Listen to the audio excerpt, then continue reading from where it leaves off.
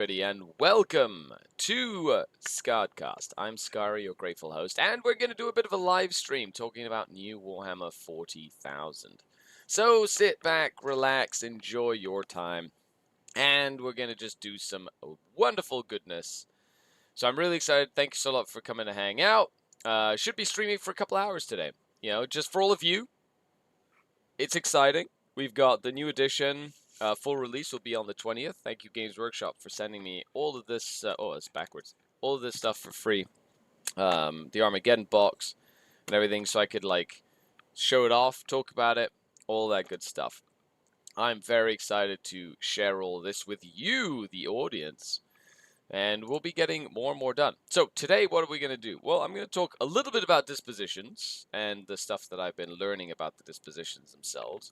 I'm going to talk a little bit about the tournament companion, the event tournament companion, and of course another one that I think is going to be very important, the teams event companion. So we're going to break a couple of those down today. Of course, as we get going, maybe if chat wants us to go through something else, we might go through something else specifically, depending on how excited everyone is to chill out. But thanks for coming out to hang out. Make sure you leave a like, leave a comment. If you want to keep up to date with all the stuff that I post, subscribe, leave the notifications on and stuff like that as well. So that really does help the channel.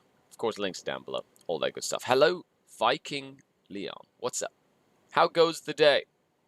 It goes very well, thank you. Woke up early, sent my kid to school, did a coaching call, had a coffee and some breakfast, took my meds, which is important because I do have ADHD, so I do medicate or manage as part of my management program, and hydration.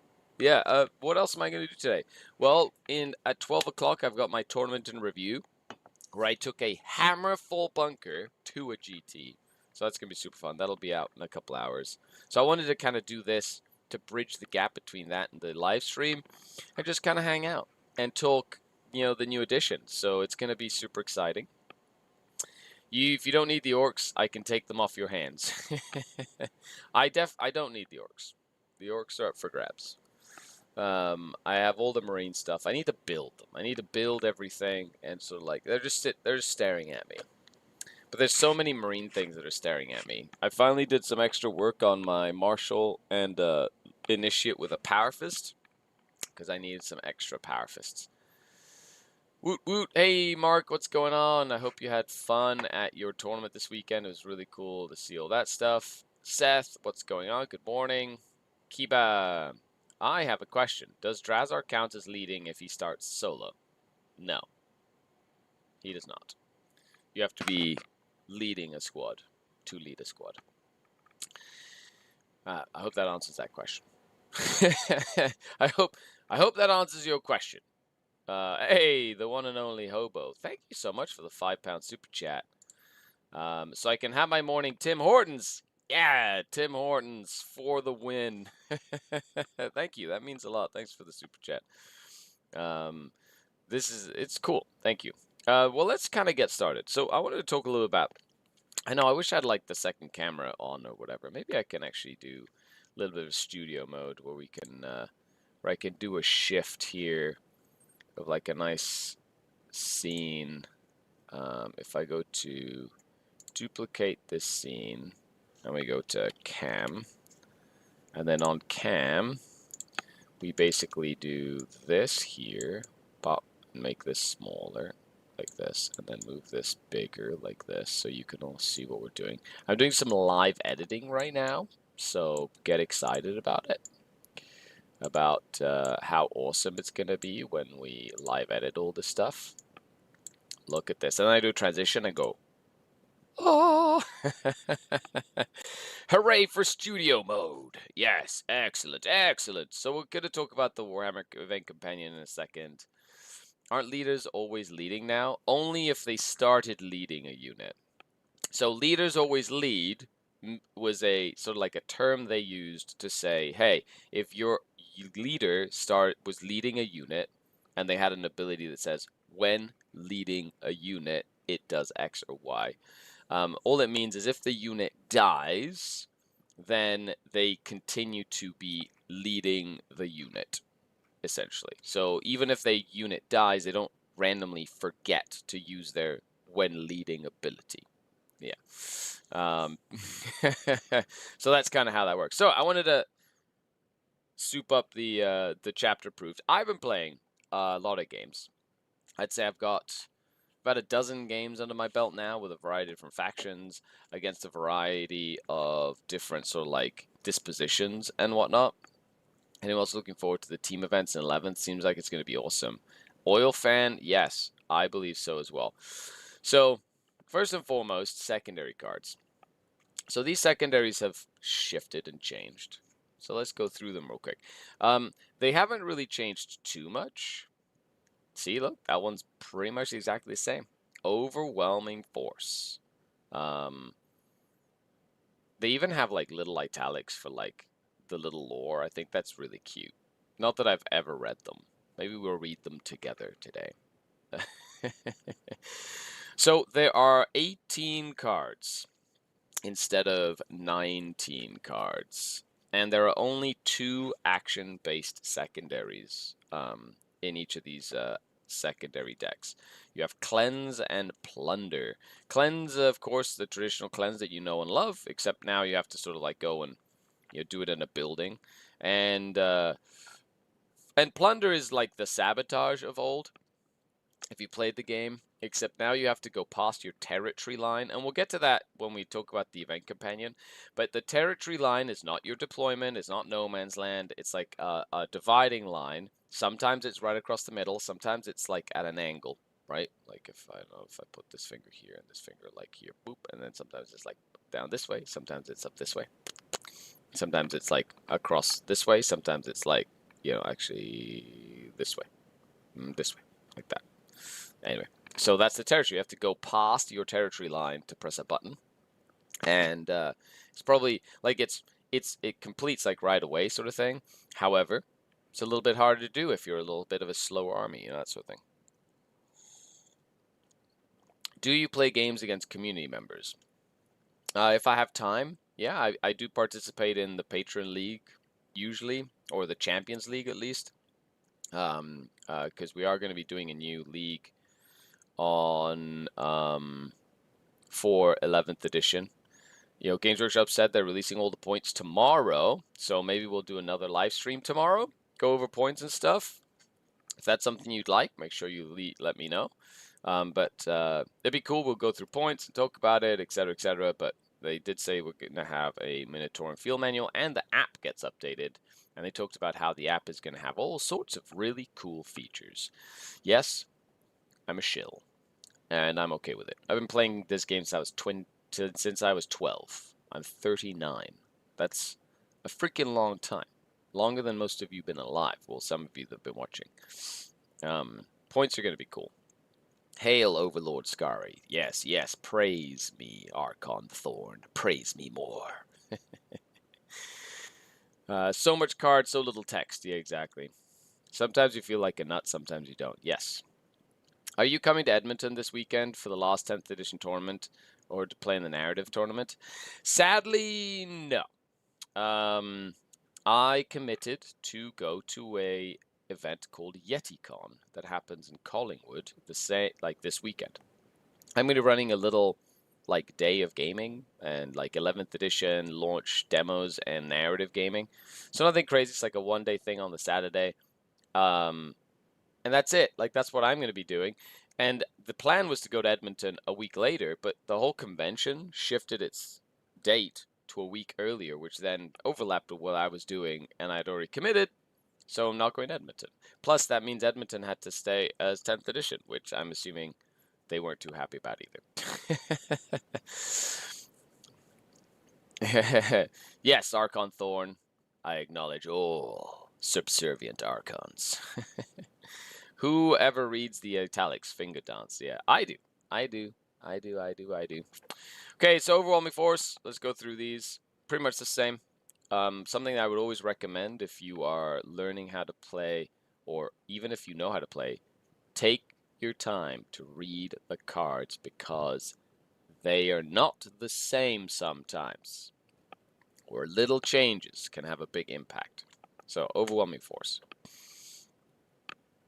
Italian, thank you. I'm in the narrative tournament. Nice. Learn 11th edition with Archon Skari. Yeah, that'd be really fun. Beacon. So this is a new one. So Beacon has proven to be an interesting secondary. This one, essentially you have to pick a friendly unit that's on the battlefield or embarked in a transport that is on the battlefield to be your Beacon unit. And essentially they have to survive a battle round. So they have to survive until the opponent's next turn. And you either want to have it outside of your deployment zone or outside of your territory for extra points. Now, this is one of the few ones where, like, if you hold on to it, your opponent can, like, kill something and then stop you from scoring it later if you decide not to score it. Because something important to note about your secondaries is even though, say, you could score the outside of your deployment zone, you don't have to score a card. You can always choose to not score a card at the end of a turn or in a battle round or whatever, and try and score it the next time you can score it to get, say, more points, for example. So very important. But Beacon, very interesting. It's like it's like a survive to stay alive sort of thing as well. Will you break NDA and tell me how many points the Void Raven Bomber is in 11th? No.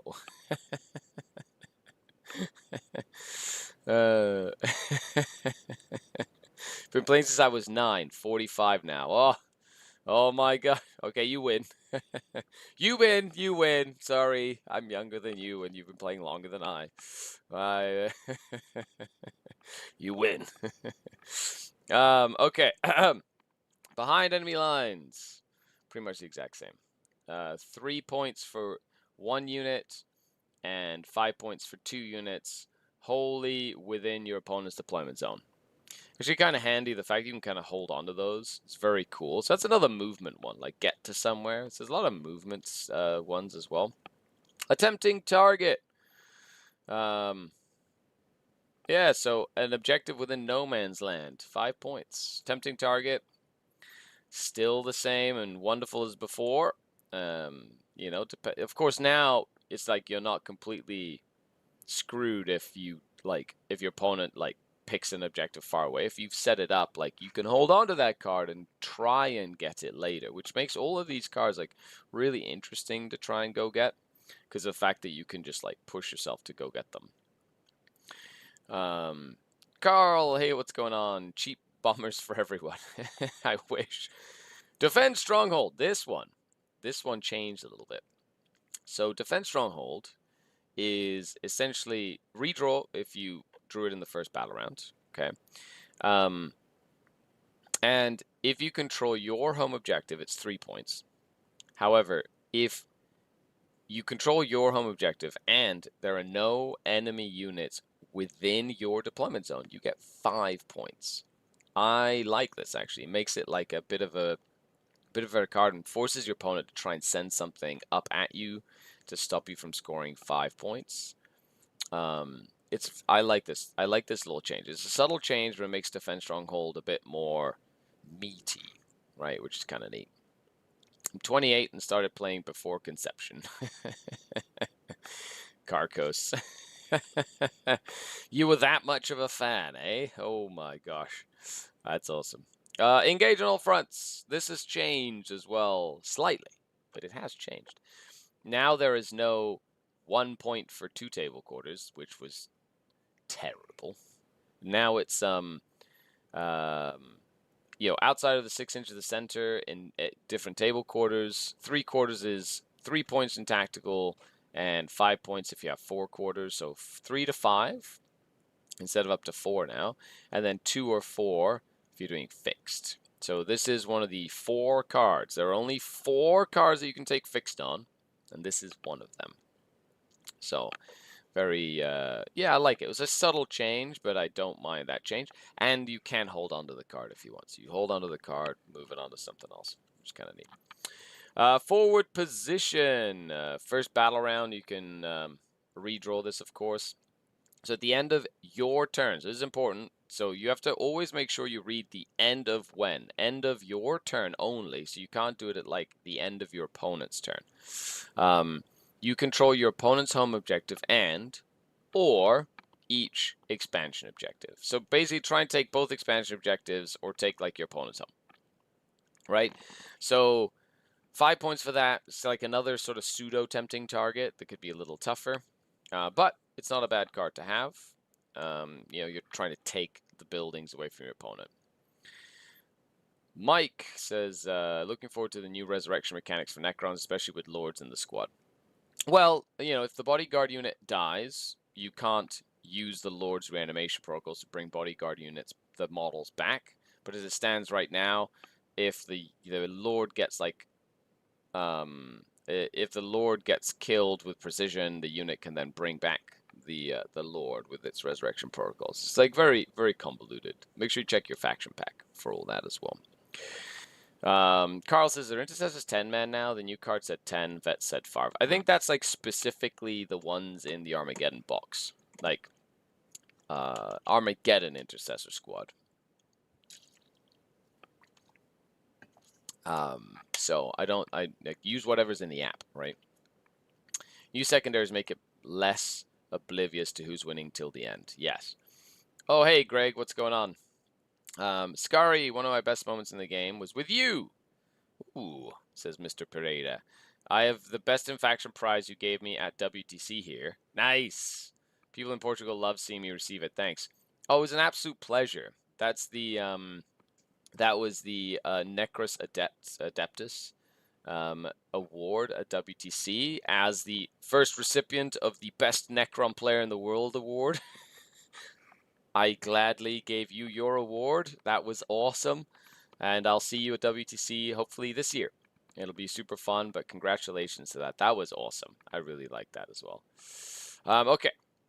Next, we have Cleanse. So Cleanse, the same. Yep.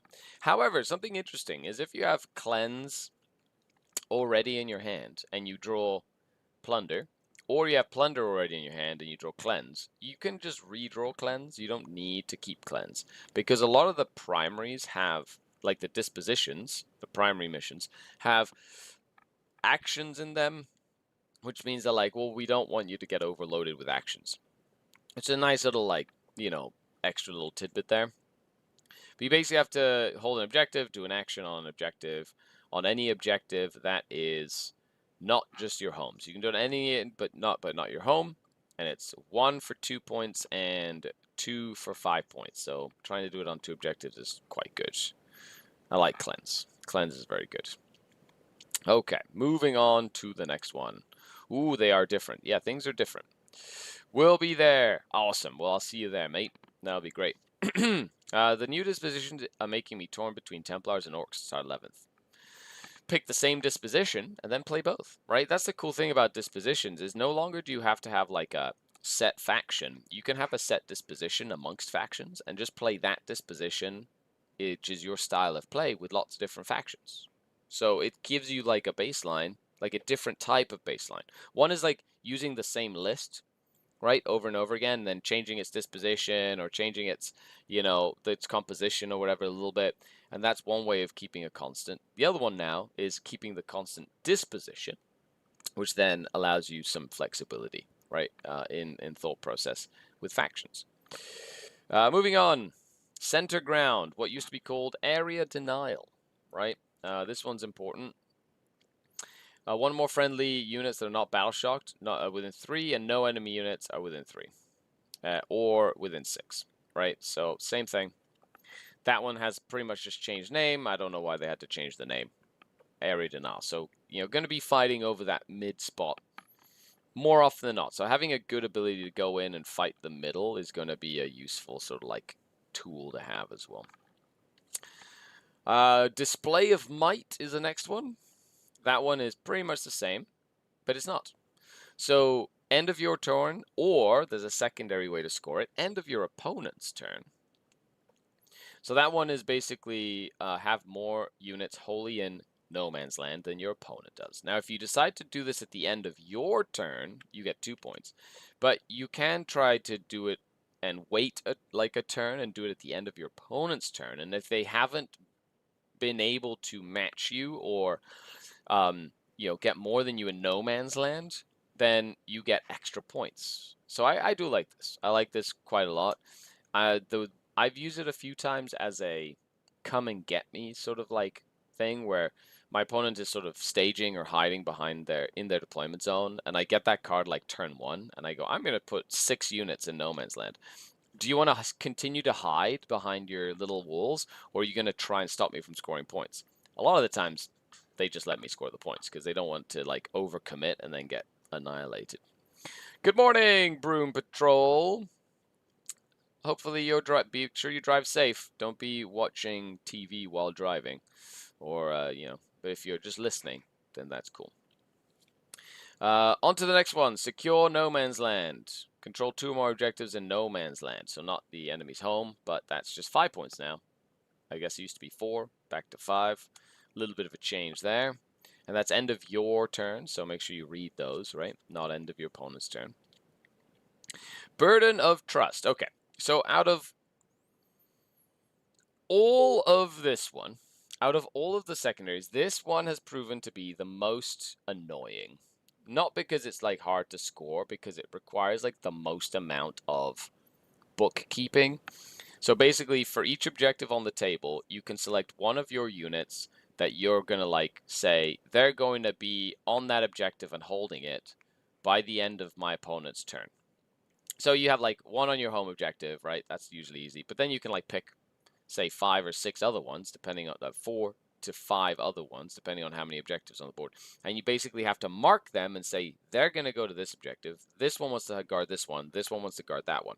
And it's just bookkeeping. But other than that, you get 2 points for each objective that you have a unit that you designated for that objective on that holds that objective at the end of your opponent's turn, up to a max of 5 points. So if you do 3, you get 5 points. 4 points for 2, which is easier. So you an extra point every once in a while. Just a lot of bookkeeping, which is just annoying.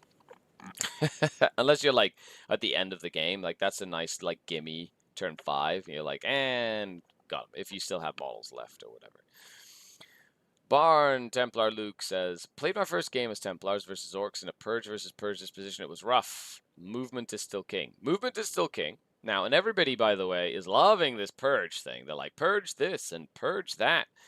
You know who's going to get tired of Purge? All you Purge players. As soon as you have to play like so many mirror matches that it's just kill, kill more, hold, hold more. You're going to get so bored of it. Suckers. I'm going to be over here playing my Recon and just having fun playing Recon. What's been your favorite Dark Eldar detachment combo so far for 11, says Zachary? So I've been playing Sky Splinter Assault. Sky Splinter Assault gives me access to Recon, which is kind of what I want to play. And a close second is Real Space Raid, because Real Space Raid gives me priority assets, which is a close second. I really like priority assets as well. And then I tend to combine the Witch Cult mini detachment, Tormentor, I don't know, whatever it's called. The Witch Cult mini detachment as my ally. No Overwatch on my Succubus, love that enhancement. And the ability to advance and do actions, because I'm playing Recon, is excellent. Or advance to actions doing priority assets, excellent. So Reaver jet bikes can move 22 inches through walls or 24 inches without going through walls and still do an action when they get there. Excellent. That is very powerful. Everything else, you know, I'm playing a very mixed army with lots of different things. You know, including my Void Raven Bomber, which I've been having a ton of fun with. Exhibition of Slaughter. There you go. Swamp Hobbit. You would definitely, he just like puts his eyes above the swamp water. Blah, blah, blah, blah. Exhibition of Slaughter. And then, thank you for reminding me what I should already know. Moving on to the next one. Have you tried the Coven one? Yes, I have. I have tried the Coven one. It's like a close second to the Witch one. But I just like, because I'm playing Recon, I like the speed and maneuverability. So Outflank is another new one. That one is essentially, read this one, because if you don't read it, folks that I've played against don't read, and then they don't understand how this one works, okay? So have a unit that's not aircraft or battle shocked within 6 inches of a battlefield edge and not within your territory. So important, not deployment zone, territory. So they have to push up a little bit along the side of the edge. And if you have another unit on the opposite edge, right? So if you do that way or that way, if you have another unit on the opposite edge, even if they're in like your deployment zone, you just have to have a unit in the opposite edge within 6 inches of the opposite edge, you get 5 points instead of 3 points. So an extra 2 points for that. Yeah, so nice little one to remember there as well. So what you're saying is that my 2 Doomsides can finally make a decent comeback? Yes, I would try them. Like, I really like the way aircraft work, which is come in, shoot, leave, come in, shoot, leave. Like, it just feels like aircraft. Like it feels more like airplanes, where they come in, do a run, and they leave. Hello, Mr. Piff Puff. What is going on? So the next one is Plunder. We talked about this. So this is like the new Sabotage. You have to do an action within an area terrain that's not within your territory. Now, it completes immediately, which is great if you have like a Venom as a Dark Eldar player, where you can like go do the action and then it completes immediately. So then you can like use the Venom to get back into the Venom, for example. And you just get 5 points. Like, this one is a big one. It's 1 action for 5 points instead of Cleanse, which is 2 actions for 5 points. However, you do have to move past your territory to make this one happen. So, you know, movement be king. No prisoners. That's a nice returning one, as you can see. That's just 2 points for everything you kill. Although now characters count, I guess, for it too. Which I don't think they counted for before. But a unit with a character is 1 kill now. Don't forget, like, you have to kill the unit and the character to get 2 points. Whereas before so the character can stop you from getting those points. Show no mercy, exterminate your enemies. It's pretty straightforward, italics right there. It's a classic. Reading the faction pack updates to Starweavers and Venoms. Is it the case that a unit that disembarks from one can only re-embark into the same one? Yeah, at least that's how it's written. So no more like mixing and matching Venoms and stuff, which was only an issue because we had to go around walls a lot of the time. Now that you can just use Take to the Skies to like go, like ignore vertical movement to go like through a building or whatever, essentially, it's like a lot less of an impact. Like, you can use the Venom that they got out of to pick them up if you need. How well do you think Cartel will fare, since it seems like Disruption is weaker than Recon or Priority Assets? I think Disruption is not necessarily weaker, it's just harder to master. Right now, yes, the Recon versus Disruption mission is favored heavily in the Recon direction. So I would definitely, like, there should be an update once a month for the next 3 months. And I'm pretty sure, like, hopefully you've gotten some feedback on this and we should see some changes for things like that. But it's not a bad disposition. It's just harder to, there's not like, you'd need to be practiced with it to really maximize on it. But I think Cabalite Cartel, like, remember, it's 2 detachment points. You can mix it with, like, Coven or Witch Cult, or, you know, you can actually mix it with, like, for a Take and Hold or a Purge if you wanted to, right? So it's you know, you might as well try something like that, you know, if you don't like Recon. So Shadow Seer ability causing hazards on attacks that target the unit or just engagements. It's only close combat attacks that target the unit, I believe. Play a Disruption against Take and Hold is frustrating that stopping my opponent from scoring was directly opposed to my own mission. Sure, delicious dishes, but, you know, it just depends on what deployment you're playing, and, like, depends on the layout, depends on the matchup in terms of that. But yes, Disruption is a tough one to play, but it's not, like, bad, it's just tougher. Brutal for Serpent's Brood. Often a troopless trait out of an Ingress Falcon would be picked up by a Starweaver. My clowns are crying. Yeah, it makes sense. We're also likely to see a lot of balancing as to how many points each dispo generates. Correct. Correct. Moving on, Assassination. This is another one of the ones that can be fixed, as you can see, with the little thing there. 3 points for every character you destroy at the end of any turn, and +1 for each. This is for fixed. +1 for each wound of 4 or more wounds. So +1 point if it has 4 more wounds. So 4 points / more, etc. Or 5 points if you just kill characters in tactical. I don't know if you're gonna be going for fixed in this edition as much. Like, and it was already kind of rare, but like fixed is a very specific thing if you absolutely wanted to do fixed, right? I played Disruption as KC against Take and Hold Necrons. It was tough to shift their units out of terrain, so just score the points from the rigged objectives. Yeah. So that's the thing is, like, even if both of you play, you're only going to get max 45 primary. So like trying to max out your primary is important. Like holding your expansion objective is like one of the most important things that you're going to learn about the new edition. Is like you have to have a way to stop your opponent from taking your expansion and holding your expansion. Like that's like key. Defending your home can be very important into certain dispositions because some have like a caveat of go and take your opponent's expansion. So depending on that, you might have to adjust, leaving something at home to like actually physically protect it. And then trying to score your secondaries, which is what we're going through, has proven to be where most of the point differential I've seen comes from, barring just killing your opponent and having them not score any points whatsoever, right? 250 points of clowns, new countercharge strat was thinking that it could be fun troll. Also, hazardous is way more dangerous into certain armies. Like the fact that it activates twice as often nowadays is crazy.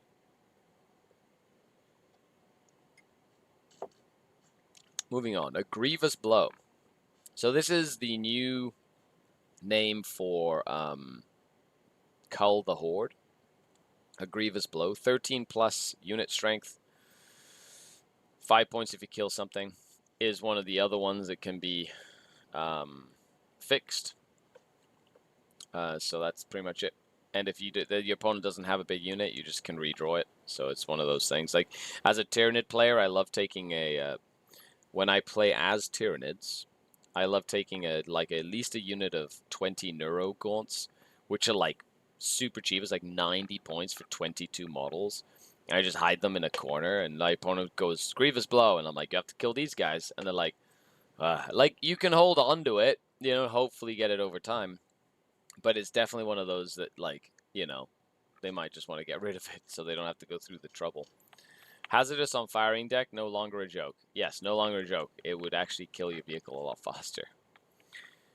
GT Daniel says, any theories on how they might balance dispositions? It would be pretty confusing if they change the VPs and the cards out of the date after a month. Well, you never know. But at the same time, I prefer balance than no balance. So whatever they decide to do, they're going to decide to do. But yes, it would be annoying if they like the physical cards were like invalidated. However, depending on how they do the thing on the app, it might be a thing where you can just like, draw on the app, that sort of thing. Does Malice die more from hazardous? Well, she takes more hazardous, but she doesn't have to take them. It's just a dev wound to the unit, I believe. So I think the unit can just take a hit for her as the sword like stabs someone. She only takes one at a time though, because she's not a monster vehicle. So it gets more dangerous when she's like by herself and has like 1 wound left, but it's actually less dangerous over time. And then last but not least, we have Bring It Down, which is the 4th and final one that we can take as a fixed. And this is different. It's you have to kill a vehicle model with 10 or more wounds. So not a vehicle model. Any model with 10 or more wounds. So like the Triumph of St. Catherine, for example, counts for this. Or like Swarmlord or Gulliman, or like there are lots of different things that count for this. But you can't like kill small models. Like Talos don't count for this, Venoms don't count for this anymore. Things like that. So interesting. I only have like a single Raider and I guess I would Raptor and a Void Ribbon Bomber in my list. So it limits what your opponent can do to bring it down. You can't just put like a Land Speeder in your list that's like 9 wounds or 8 wounds or whatever. I don't know how many wounds a Land Speeder has. But and just be like, oh, you can't score this. I mean, you can't get rid of it because I have one little thing in the back corner. It's only one wound on infantry. Yes, nice change right there. Yeah, I agree. I would prefer than Malice take it, to be honest. Yeah, you could if you want. You know, Shikazar feel no pain and stuff like that. Yeah, Venoms are not free. Bring it down anymore. Which is exciting. But let me know what you think down below about the new secondaries. You know, are you excited about it or not? I'm excited about it. So, of course, we've got the little chapter approved, little cardy thing in the cards. We've got twists. So if you like playing just with friends and want to draw a twist, 6 different twists, which are interesting. So we're going to go over, when we talk about the event companion up here, there are all of the mission layouts and stuff. So when we go, like I'm going to be doing a series where I break down the mission, like the actual dispositions, so stay tuned for that. I'm going to put up a video for each disposition, and I'm going to put a video on the Patreon where we go in depth each of these missions versus, you know, the actual mission they're going through, and we're going to talk about it in terms of each of the layouts and kind of discuss that stuff. So I'm going to be making those. Should be coming, like I should start making them this week, and they should be start posting next week. But I'll be doing like a free one, like a free-for-all, where I talk about the actual missions themselves, and then we'll go and I'll do like a patron one, like tactical one for patrons, where it's all like the actual breakdowns for the missions and their deployments and stuff like that as well. As for this, these are the deployment cards. So just so everybody knows, you can see you've got your territory line right here. Right here. There we go. This territory line. So that's the territory line. Okay. Just take a look. So on every card, there'll be a different territory line. So make sure you keep track of your territory lines, because that territory is not the same as deployment. It's not the same as halfway up the board or whatever. Hey, Nurgle Matthew, thank you so much for the super chat. Didn't realize y'all played 40k around here. Hey! We do. Hey! Thanks a lot, mate. Appreciate it. Hazardous rules really cripple my dread mob. Yes, yeah. 1 to 3 hazardous is terrifying. We only have a Ravager for that, right? Does Raider have 10? The Raider has 10 health, yes. Hey, Mike Cosby, what's going on? A new edition, so much content overload. Ah, agreed. That's why I like digesting it. Like there's a whole bunch of other channels doing a bunch of like stuff. I'm gonna be doing my in-depth, sort of like educated synopsises, because I play to learn and play to teach. So I don't like talking about stuff that I have just much theory about. Like I'll talk about theory, but I prefer discussing things that I physically have experienced on the table. And I find that it's, I don't know, more real to talk about stuff that I've actually done instead of like just theory crafting or, you know, stuff like that as well. Thank you, by the way, Nurgle Matthew. Really appreciate the super chat. Means a lot. So let's talk a little bit about dispositions, mainly about the feel about dispositions before we dive into sort of like the event companions, which is going to be like the majority of what we talk about. Where's my grotesques? Yeah, I know. They're legends, okay? They're so cool that they're legendary. So here we have Take and Hold. So as I've said before, when you're learning a disposition, you want to learn 5 missions, 1, 2, 3, 4, 5, right? Of course, one of them is the mirror mission. So Take and Hold versus Take and Hold. That's a mirror mission where you're both going to have to play the same mission. So you learn 5 there, and then you have to learn 4 more missions, right? Because not only do you need to know your mission, you need to know the priority mission into you, the disruption mission into you, the purge mission into you, and say the recon mission into you. So you need to learn 9 missions. 9 missions, 15 deployment styles and layouts. Now, 15 deployment styles sounds like a lot, but it's really the 5 deployments spread across, you know, 5 different pairings, right? And so it's 15 layouts, but the deployments can be very similar. Dawn of War, Hammer and Anvil, Tipping Point, Sweeping Engagement, Search and Destroy, Crucible of Battle. That's it. Those are the deployments. And I made a breakdown for Purge, which I posted up on like the Discord. Where I was like, not Purge, Recon. I was like, okay, so Recon has 15 deployments. 5 of them are either Hammer and Anvil or Tipping Point. So 1 in each of the matchups. It's Hammer and Anvil, Tipping Point. 5 of them are Donor War Sweeping Engagement. So that's 10 of my. So I'm either playing one of those 2 more often than not. And then I've got a couple with Sweeping and a couple with Crucible for the other 5. So, you know, it's very likely I'll be playing Hammer and Anvil or Donor War or Sweeping or Tipping Point, right? And then sometimes Search, sometimes Crucible, depending on, you know, where, like, the TO says, we're all playing on B or we're playing on A or whatever, etc., etc. Good morning, Big Ron. What's going on? Your educational videos on a newer edition is extremely helpful, especially for us that get confused with all the new rules, updates, and changes. Well, thank you, Mike. I try to keep it straightforward, but also informative. And, like, I'm not trying to, like, yes, I'm hyped about the new edition, but I don't go into freaking Doomville, right? Because Doomville is just so stupid. Just don't go down Doomville. Like, you have to. That's like anybody who says that this is good, this is bad. Right now, it's all just theory. Theory. Now it has to be put to the test. You have to test it. You have to see if it holds up to scrutiny, and then you can like start making more, you know, impactful decisions. Good morning, Xanon. What's going on? Okay, so let's talk about Take and Hold.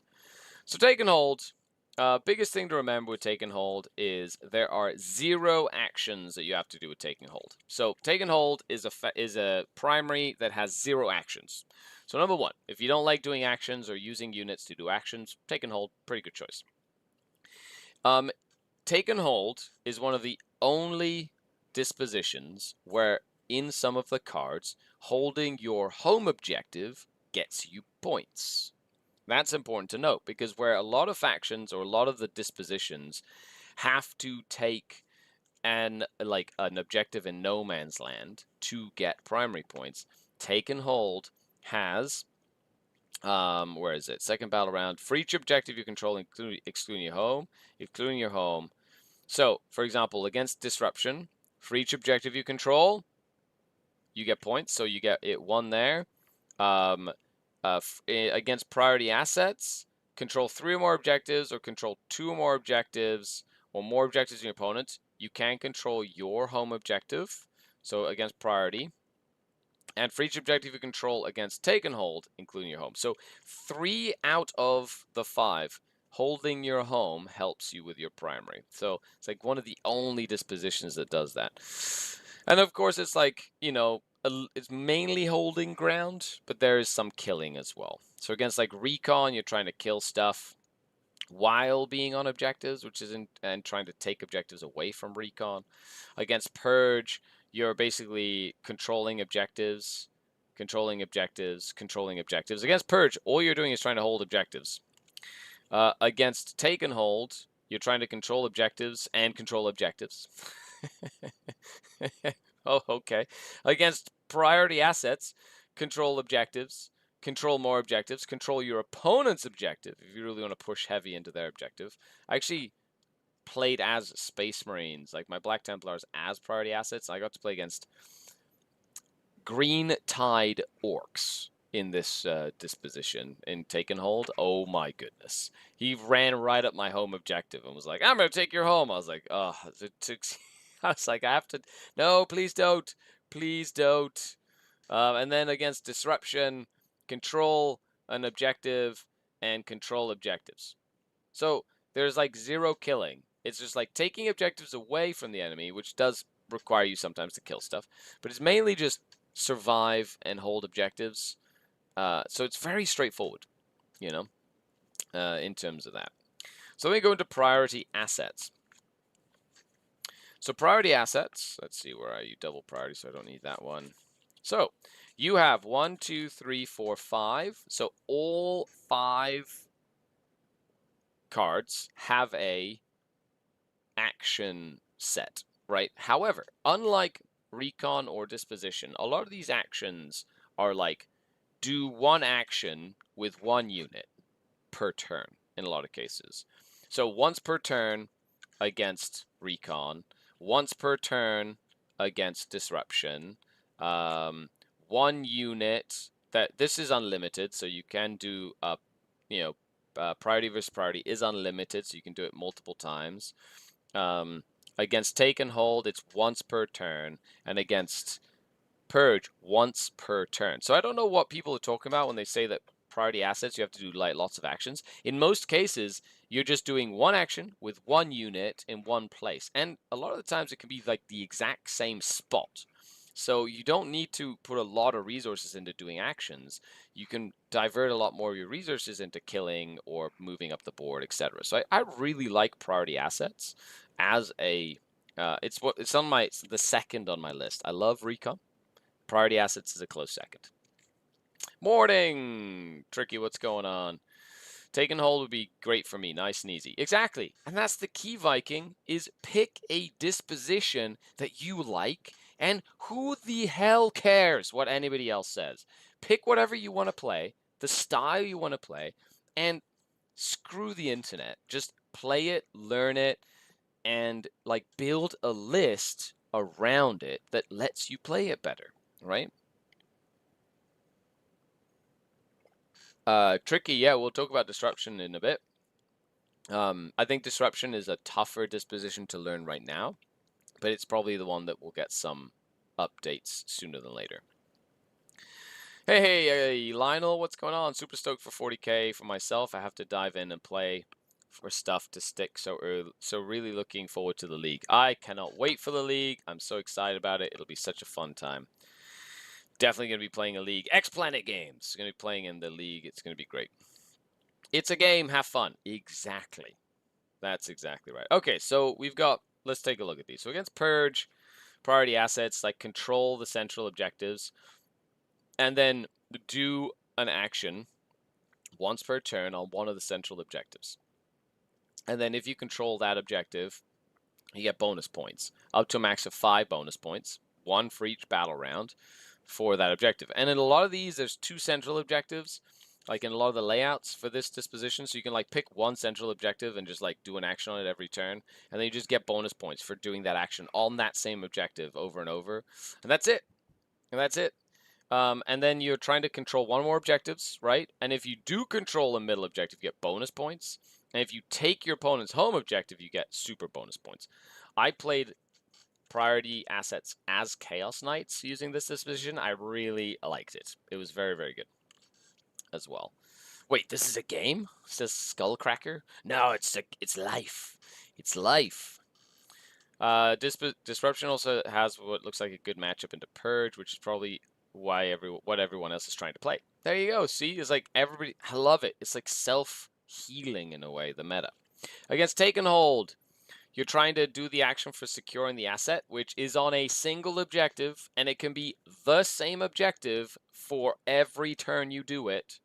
And you can do it at the end of turn 1. You can literally do secure the assets turn 1. And if you killed an enemy unit within range of a central objective, so kill something, and then control at least one objective, so your expansion objective, and if you control 3 or more, which can be a little tougher, extra 4. But if you do the math on all these cards, like a lot of these cards give you a maximum of like 60 primary points. Like if you were to score every single point available, do the math on your primary cards, but like most of them get you from like 55 to 62 points or something like that. That is a lot of primary points, and you only need 45 to max it. So even though there's a lot of ways to get primary, you do not have to try and get every point, because you just have, there's a lot of wiggle room on these primary missions. How do knights feel on new terrain layouts? Oh, they're fine. I think you have to get really close to use the towering rule. So like, sorry, the plunging fire towering rule, which offsets some of the cover stuff. But then they're just hitting on 3s like normal anyway, because most folks are just sticking to cover and making it really hard for you to get to them and stuff. So it really depends on like your list build. I want to play Disruption versus with Devoted of Aeneid, but there's no way to get those together, says Veld. That's That's a shame. But that's another thing I like is that the different detachments, like they have like a value and a disposition. So it might be a really good detachment, but then it has like a disposition value or a detachment point value, and then you're kind of stuck to that disposition. So you can either play with like lesser known detachments and have like more flexibility, or the good detachments and have less flexibility. Man, I love a presenter who's for real. New edition, new surprises. Hey, Big Ron. Yeah, well, I feel like I'm pretty down to earth. Mostly worried about how armies like World Eaters will do dispositions that even need like once per turn actions, being more elite army. Just have to make sure your jackals are in the right spot at the right time, or that rhino just presses buttons more often than shooting its bolters, that sort of thing. Or your spawn, their role changes, right? I, for one, am really excited about the Exalted 8-bound, like the character, bringing back the Slaughterbound, sorry, bringing back his Exalted 8-bound bodyguard, even though he's the last one left. Because that resurrection is cool. He just brings back a model. He's like, brah, come back, brother. And just goes murders some stuff. Hearing rumors of a new Cavalry Warrior kit this year. Yeah. See, I don't really follow any rumors at all. As soon as GW announces stuff, that's when I know it's real. Looking forward to learning Disruption with Gene Stealer Cult. Rumor has the Nerf hammer is coming for us this Wednesday after dodging it most last edition. I think you'll be fine. Gene Stealer Cult are, I think, going to be pretty strong. Definitely notice that it's harder to starve out your opponent's primary, which makes late game scoring more viable. Yes, it does. Like, if you do not actively try and stop your opponent, it's very easy for someone to just score 30 points primary secondary turn 4, and then 30 points primary secondary turn 5, and get 60 points in 2 turns. Like, you can be behind. Like, I've played games where I'm like 30 to 40 points behind, like turn 3, and then I end up winning the game at the end because I'm just going to do all my cards now. And you just get everything done. It's crazy how fast the game can switch, which means that you have to play every turn. Like, there's very little like, oh, this is unwinnable for me now. That's not a feeling I get at all. Okay, then we have priority assets versus recon. So they have to do an action in a terrain feature, which is in the opponent's territory. This is not always easy because it is in the opponent's territory. You have to go all the way there. And if they do that action, it's 4 points. If they kill 1 or more units, 2 points. And then control 1 or more objectives, it's not your home. So remember, as I said, holding your expansion, massively important. And then taking your opponent's home objective, 10 points. So is against recon, pretty standard stuff for priority assets. So against disruption, you have to go within range of the central objective, and you have to perform a sensor sweep. Now, this is a very interesting one because it's like there are 5 operation markers on the battlefield, and you're both going back and forth to remove them, and you're basically fighting over that last operation marker. And the disruption player gets to place them down, but there's usually only 5 pieces of terrain in no man's land where you put these operation markers. You basically have to go in to do the sensor sweep in one central objective. You have to go to the middle. There's one objective. You have to do the sensor sweep. Then you pick whichever operation marker you want. You get points for doing the sensor sweep and holding that last operation marker for the last couple of turns of the game. This is a very interesting mission. I've played this one as the disruption player. No, as the priority assets player, I think. Anyway, very interesting. I really, really liked it.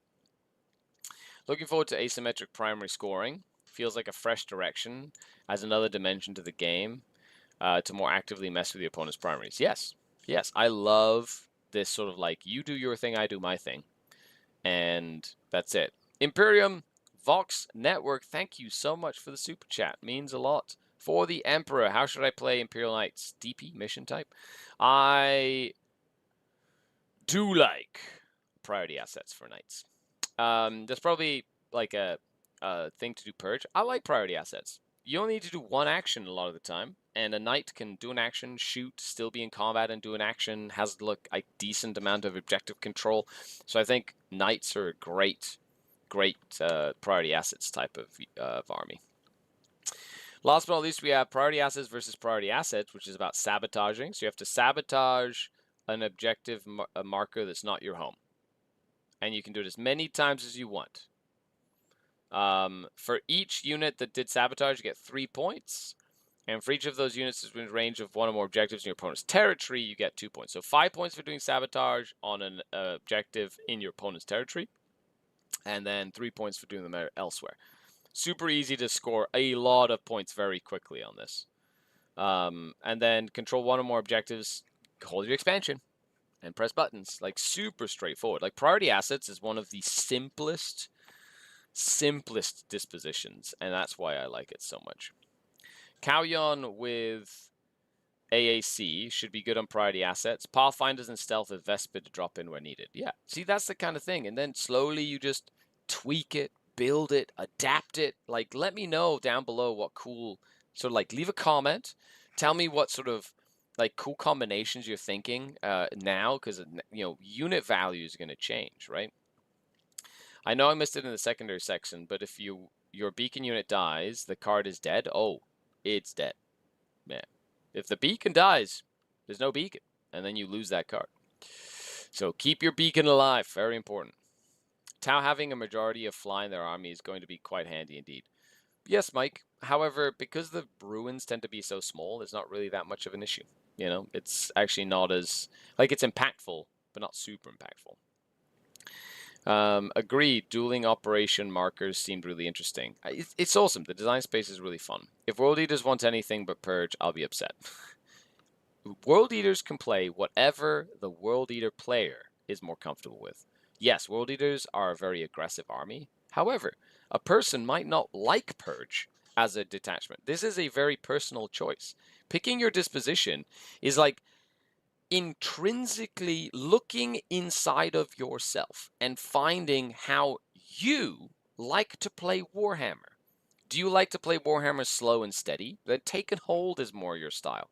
Do you like to play a variety of things? Priority Assets is more your style. Are you like me, where you like to get sort of aggressive, move around the board, have to kill stuff, but kind of hide and have tons of units all over the place? Disruption or Recon is like the mission for you. Do you just want to focus on holding objective and trying to kill your opponent? Then Purge is for you. But it's not, every disposition is not for every type of person, which is going to make, like, creating content for 11th really interesting, because I don't feel that I can be, like, I cannot say stuff in sort of like blank statements anymore, because what's true for one disposition or for one style of gameplay is not going to be true for someone else playing a different disposition with a different style of gameplay, even within the same faction. That is super interesting, and I haven't felt this way since, like, 4th edition Warhammer. Like, it really reminisces a lot to 4th edition, notwithstanding the changes to dedicated transports and how dangerous dedicated transports are, which was a 4th edition thing for sure, or 2nd edition, if some folks in the comments remember that.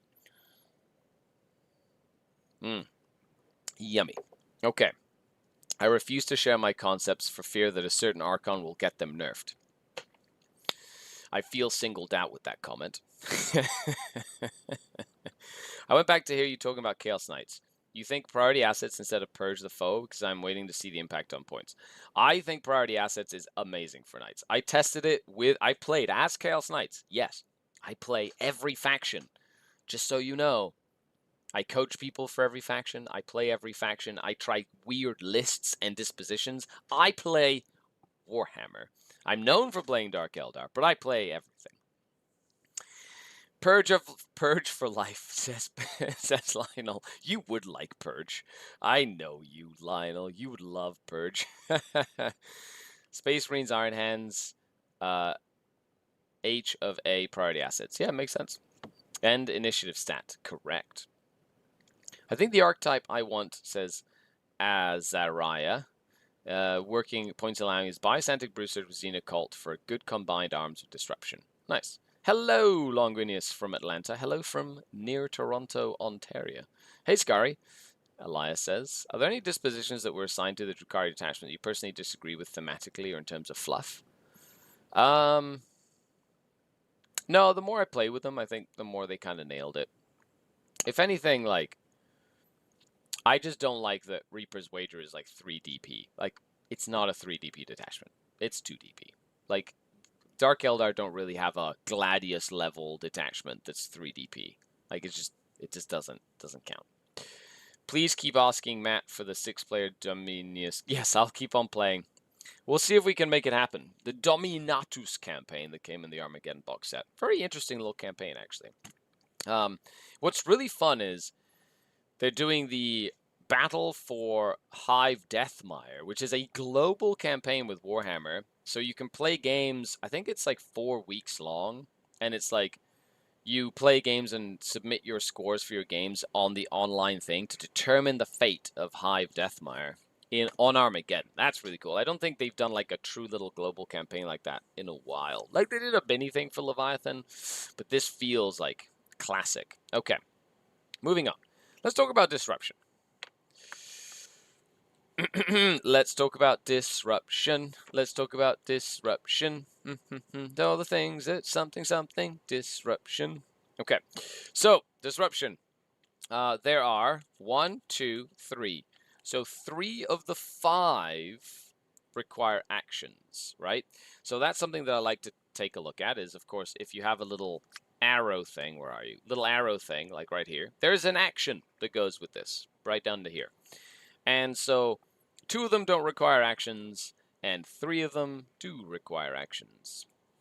So when you're building a list, you know, you can kind of figure that stuff out as well. So against Purge, which, by the way, seems to be what everybody's talking about. So if everybody's talking about Purge and you're thinking you're going to run into Purge, look at the disruption you like and look at the Purge one and go, how can I maximize on that one? If Purge is the meta right now, right? So, you're going to do end of your turn. For each enemy unit destroyed, you get 2 points. Can add up pretty quickly, especially against something like Tau that has like small units everywhere or stuff like that. End of your command phase, control 1 or more objectives, not your home. So hold your expansion. Have I said how important this is on every single disposition card?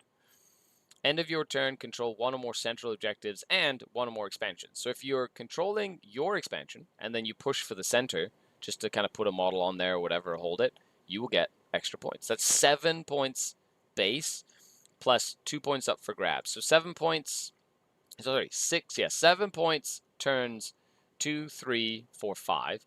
So 7 times 4. We're looking at 28 points just from that. And then you try and make up the other points. You try and make up the other points with kills, right? So it's like a lower scoring mission, but something to keep in mind there. You really want to make disruption work in Wolves using Grey Hunter 1 DP detachment. I love the Grey Hunter 1 DP detachment. Splitting Grey Hunters is very good. 3 objective control on a single model, incredibly powerful. I have been running my Hand of the Archon, split in a Venom, to have 2 little 5-strong units that have 15 OC on specific objectives. It is chef's kiss. I absolutely love it. Okay, outmaneuver. This is disruption versus disruption. So control your opponent's home objective at the end of your turn. So having something fast. For each objective you control, you get 4 points. That's not your home, though. So unlike Take and Hold, your home doesn't count for the first battle round at the end of your turn. So it rewards like you getting aggressive, like turn 1 to get lots of points. Second and third battle round, for each objective you control, 5 points, so holding your expansion. And fourth battle round onwards, for each objective you control at the end of your turn, 6 points. So it's like a crazy like crescendo of like aggression, hold, aggression, right? Very interesting. Lots of points up for grabs there. Then we have the ones that have objectives. So Death Trap is the one they showed off with the preview, like way back in the day. You're doing actions within area terrains that are not within your deployment zone, and you can do it as many times as you want. So you're trying to trap all of these different terrain areas. So for each terrain area that you trap, you get 2 points. If it's an objective, you get 3 bonus points, right? So you get up to 5 points. So do it on like 2 objectives, like the middle, your expansion or your opponent's expansion ideally. That's 10 points. And then do it on like 2 other pieces of terrain, turn 1, and that's 14 points turn 1. Like, you can score so many points early. The key is don't run out of resources from playing this. Is because you're going to run out of resources really fast if you play this. And then try and kill units on these trapped objectives to get 3 points, and then hold your, guess what, expansion objective. Pretty straightforward. Seems like the new vehicle rules for bailing out after they destroyed are pretty grim for Drukhari. Yes. Marching on pod. Yes. Yes, it is. Yep. It absolutely is. Which is why my Venom's role has changed now. You know, that's there for splitting objectives. I'm not really using my transports as like aggressive bunkers to like keep my units safe, because they're more of a detriment. Like, you stage and then use them, but then you use them for like missions and stuff. You actually have a lot of ability to deny purge player points too. You get 2 points per kill. They get 5 points for killing a specific unit. Reactive moves or embarking transport ruins them. Yeah, there you go. So then we have sensor sweep. So locate and deny. End of your turn. So you have to select 5. Oh, so this is the back and forth with priority assets. So same thing. You're basically trying to do the little action. Now, you do not get...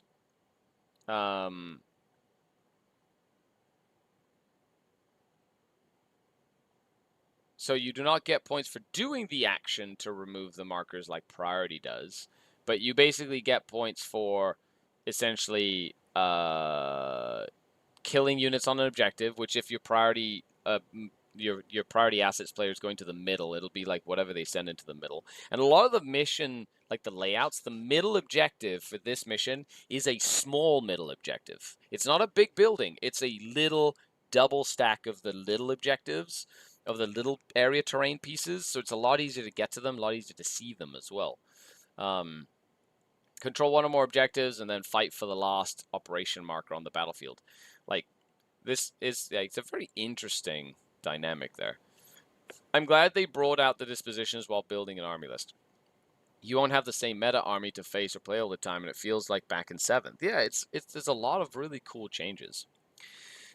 Like, it's not perfect, you know? Like, we're going to read and go, oh, well, disruption is, like, shitty or whatever. Yeah, sure. Like, yes, there are changes. Yes, it's, like, different or whatnot. However, like, they've committed to balancing it, especially the like once a month for the next 3 months, to make sure that like this crazy time when people like tons of data are going to be coming in and folks are going to try and break the game, right? It's really cool they've committed to kind of like poking on the things that we find that breaks the game or is not fun, right? To kind of help balance. But internally, I love the sort of like built-in balance for these things, because of the fact that, you know, if one disposition becomes more powerful, then we go, oh, which disposition has a good mission against that disposition? And then we can switch our dispositions and sort of like self-regulates, which is kind of neat. Mora says, hello, Skari, quick question. What do you mean by hold your expansion home objective? Thanks for the content and positivity as always. Yeah, no problem. Thanks for the question. So we'll go to it in, so here, let me quickly go down just to explain it. So in a lot of these layouts, so we're looking at your terrain layouts, right? So this is a terrain layout here, right? So let's quickly go to here. So on this terrain layout, you can see that there is like the little red, so you got red and blue fortress. That is a home objective. And then you have the little sort of diamond, the 2 little diamond skulls. That is what is referred to as an expansion objective. And then the central objective is circles with a skull.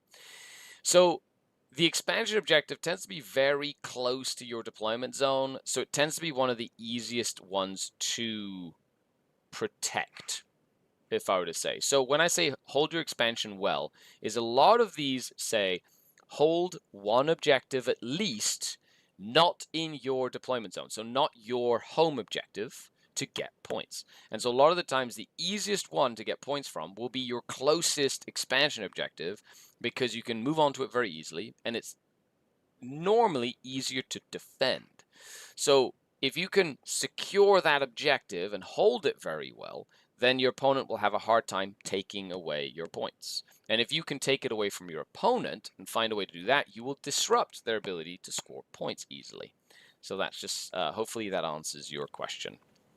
Okay. And then, of course, the recon one, very interesting. You're trying to decoy. You're trying to do objectives. You're trying to decoy the objectives. It's not your home objective. If you decoy an objective, you do 2. For each of these objectives that is within your opponent's territory, it's 2, and that's cumulative, so up to 4 points for decoys. And then end of your command phase, if you control 1 or more objectives, 4, and end of the battle, if you've decoyed 4 or more objectives, 10 points. So this one is interesting because right now that seems like a really good mission. This mission is terribly written. So right now, recon has an insane benefit into this because you want to go up and you want to go and get a bunch of points for recon, right? So you go up and you do the mission. You're like, oh, I'm going to decoy a bunch of objectives. But then when you read what the recon disposition is, or the recon mission is for this disposition, it's literally says it right here. Each time a friendly unit ends a move within range of an objective that has an operation marker from the enemy, which you've done an action to put on, right? Say 4 actions. You did 4 units to do 4 actions to get a bunch of points. So you've committed 4 units, right? And then I go, oh, I just have to move in range, just move. And as long as I touch the terrain piece that you did an action on, I remove your operation marker. So now, if you want more points, you're going to have to do the actions again.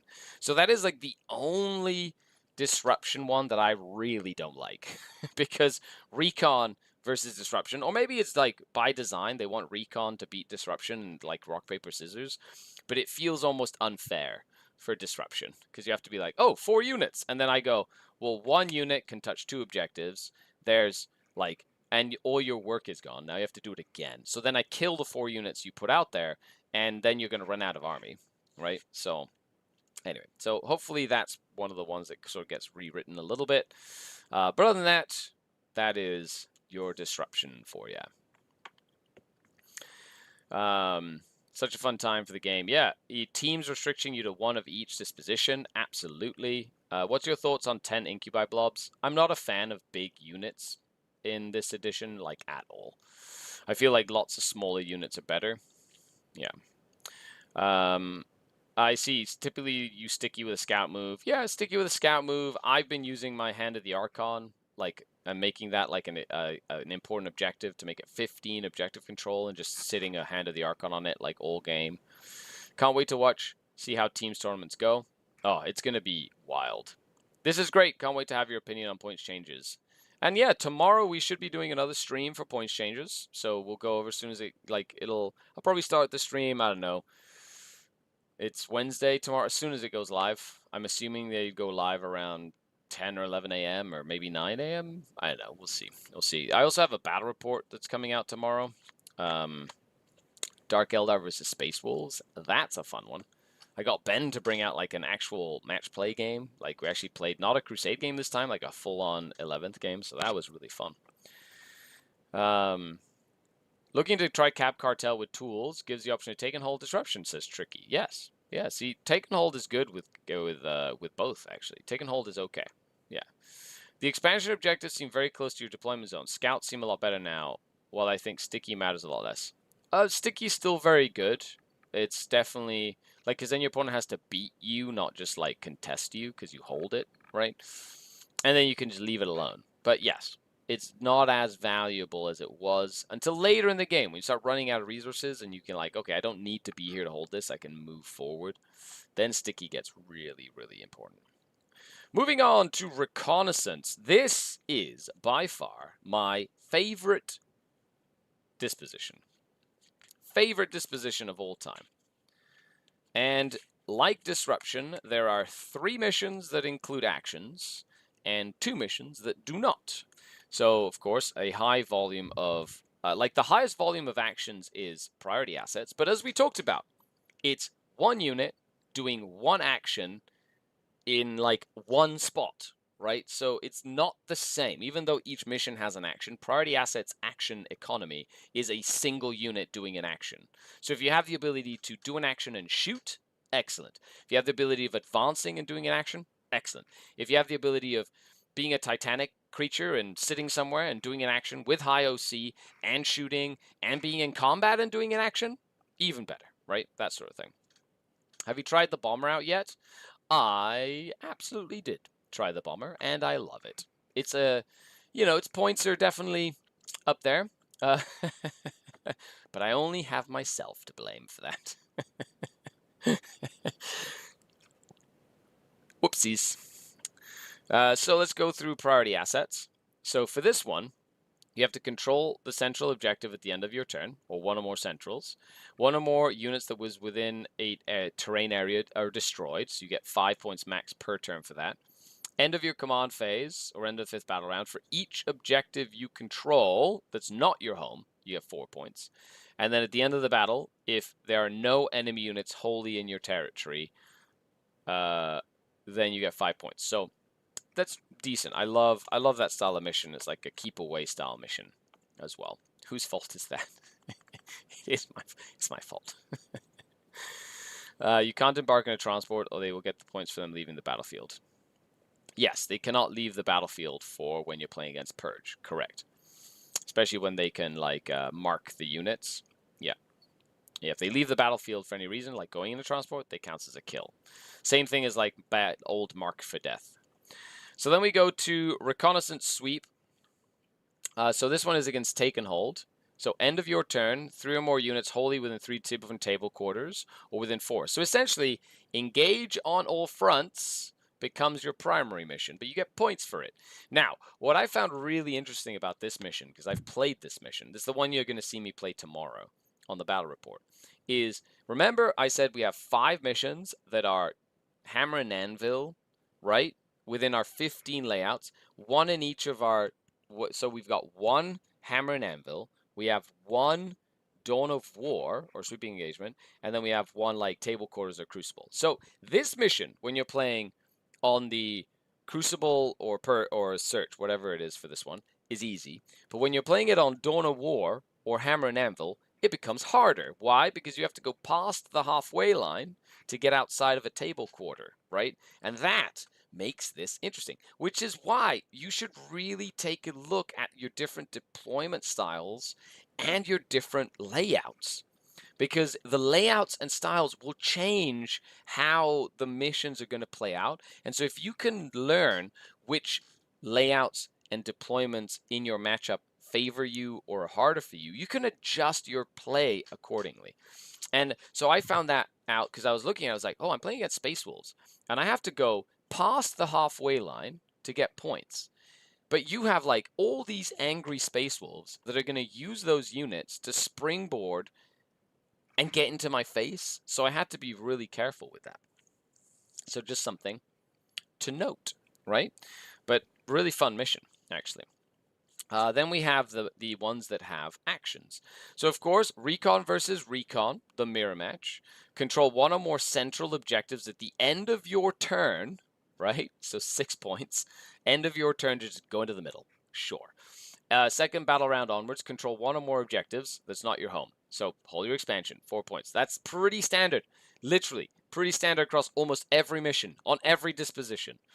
Right? End of your turn. For each friendly unit that completed the extract intelligence action, 7 points. So you have to, in your shooting phase, 1 unit within range of an objective that's not your home, that does not have any of your markers on it.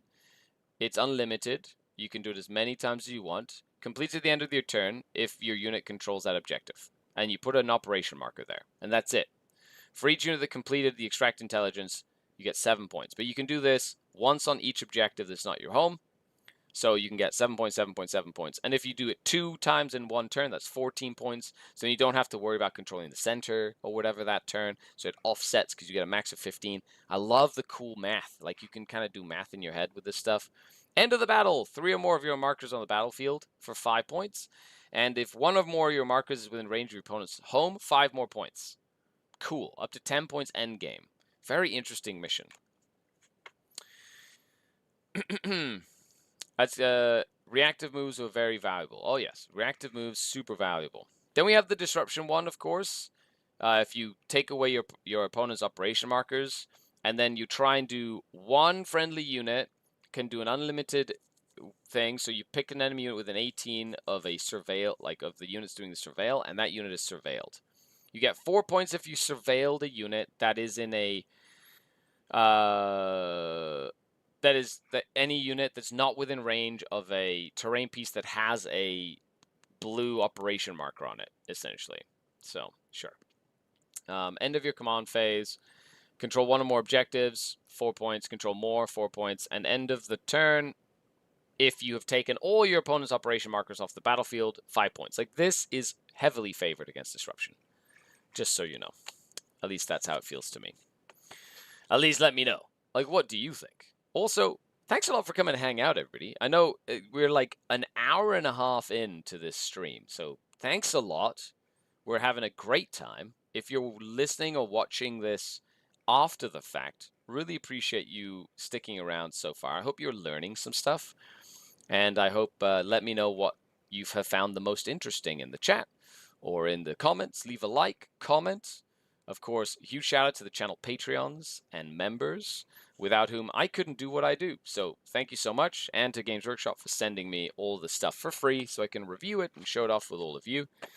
Biggest thing that I cannot wait to show off is like go through all the appendix changes, because there's a lot of rules that are addendums to the rules that go in the appendix, which used to be the old commentary, but now they've just kind of made it part of the appendix, which is going to go into the app.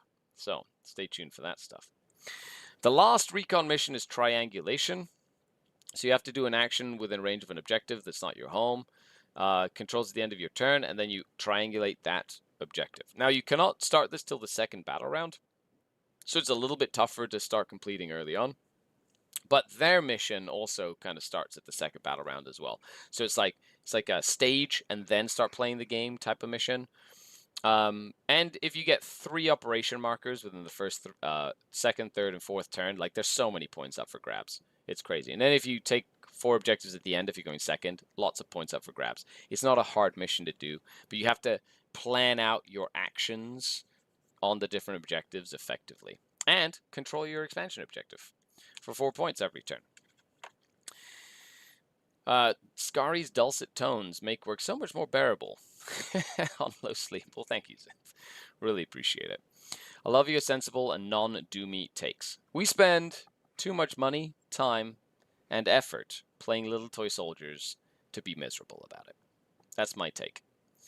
Downloadable and printable terrain footprints is good for everyone. Yes, it's very good. I'm glad that they did that. They did send me a set of footprints, which I'm going to be using. Hey, Skari, thanks for the little content, says Luis Felipe. Watching you all the way from Brazil. Well, thanks for watching from Brazil. Nice. That's awesome. Global. We're global is what I say. Definitely listening whilst working. Feel like he's so grounded. I'm assuming you're saying me.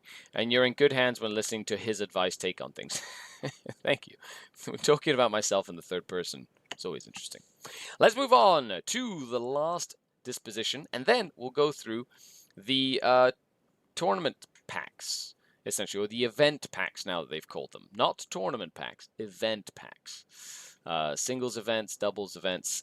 Well, we won't do the doubles. I think we'll stay maybe just the singles, and then we'll do the team event pack maybe tomorrow when we do all the points and stuff. But with Purge the Foe, you have 0 actions. So, like Take and Hold, if you don't like to do actions, then you can pick Purge. But the actions are not that terrible, right? I'm watching from Belgium. Nice. I'll see you in Belgium if you're going to be in Mechelen for the World Championships. Brazil, yes, Brazil was mentioned, absolutely. What happened to the World Cup game? 1-1 draw? Man, same as Spain yesterday. Oh my god. I've been following Canada, England, Spain, Mexico, France. France, I think, has their first game today. But that's like, was born and raised in Mexico. Have to root for Mexico. I live in Canada. Been in Canada most of my life now, so I've a root for Canada. All my like my mom's side of the family and like long family history from England. My dad's side of the family is from Spain, and I married a French woman. So France. There we go. Look at that. Boom. I'm set. We're getting out of the group stage for sure. Okay, let's go through this. So we have Consecrate. Excited for the points reveal? Yes, I'm very excited for the points reveal, Emperor Zanon. I'm curious to see. I think that what they're trying to do with the points is keep it as close as possible while tackling some of the most egregious, like, outliers, like defilers, for example. And they've already shown off that there's going to be, like, different point values for things. And I can't wait for folks to kind of fit that into their lists, right? Canada, from Ukraine, Slava. So, yes, absolutely. So great for that. Thanks for tuning in. Really appreciate it. Okay. So we have opponent recon. So we've got when you destroy a unit, that friendly unit becomes a consecration unit, and then they basically. So what you're trying to do is kill a unit, and then that unit that killed a unit at the end of that turn basically marks an objective, bathes it in like blood, basically, and then it consecrates it. So if you get 1 or 2 consecrated objectives, 3 points cumulative. If you get 3 or more, 6 points cumulative. And it's like, that's kind of how that works, right? And you cannot unconsecrate something once it's consecrated. That's just how it goes. So it's like a back and forth. This is one of the more interesting missions into Recon, right? So I have learnt this mission very well because it's one of the missions that I need to learn because I'm playing Recon. Control objective, control more objectives than your opponent, and if you take and consecrate your opponent's objective, 5 points. Crazy. Very fun mission, by the way. Most of us Brazilians are up in arms against our coach. He's keeping one of the best players on the bench, keeping Neymar in the team even though he's injured. Oh, that's a shame. Yeah, well, you know, it's one of those things where, like, you just, you know, especially in the World Cup football, it's like, sometimes you just, what are you doing? What are you doing to the team? You know? Skari, I have a question. With the buff to plunging fire, surely more units will be on top floors. How is the engagement range in those cases? Just a model on the floor under? So, Ramirez, the answer is in the rules. Engagement range is 2 inches horizontally and 5 inches vertically. So if you're within 5 inches vertically and 2 inches horizontally, you are within engagement range. So if something's on the second floor, you can be within sort of like that area below them or around them, and they are still engaged with you. And you can fight them, and they can fight you as well. Congratulations on the Hammerfall placement. Hammerfall. Hammerfall. Hammer. Say it with me. Hammerfall. I took a Hammerfall bunker to a GT. I went 5 and 1. There were 3 5 and 1 players at the end. I beat the guy that came in first, and he beat the guy that came in second. But I lost because of tiebreakers, which was like battle points and stuff like that. But I'll take that. I got my little trophy, 3rd place. 2-day 6-round GT with a Hammerfall bunker. Yes, it was the talk of the town. I loved it. It was so fun. Oh my gosh. Wouldn't care less. I just want to know the point changes to adjust my Drukhari lists. Yes. I left 160 points of wiggle room in my list with Defiler, Warp Talons, and Raptors. I'm genuinely concerned that's not enough buffer. I'm sure you'll be fine. Like, sometimes something they said is that, like, not taking the best weapons is going to be cheaper. So, like, if you're willing to have some wiggle room on the loadout of some of your units, then that's good. Like, if you notice in my battle report that I put out tomorrow, I'm running Scourge with Heat Lances, right? I don't know why, but maybe that has something to do with it. UK fans going to get themselves thrown out of the States with their chants. Yeah, well, yeah, good old hooligans, eh? Bram, I'm going to test if Rad Bombardment for AdMech is fun now with Battleshock changes. Oh, by the way, okay, you can take this to the bank, Bram. Battleshock is a thing.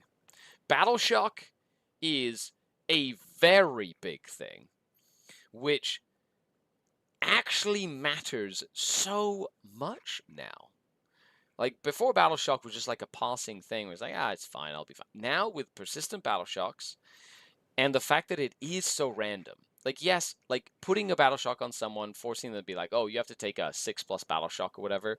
Like, but, for example, like, I played against a Neurolictor, like, a couple of times. And it was like, oh, I have Space Marines, Leadership 6. And I failed that, like, pick a unit, do a Battleshock test, like, 3 times in that game on 6s. And it's like, all of a sudden, my unit was, like, completely freaking useless. and couldn't use any defensive strats and stuff. It was just terrible. But Battleshock's persisting is insane.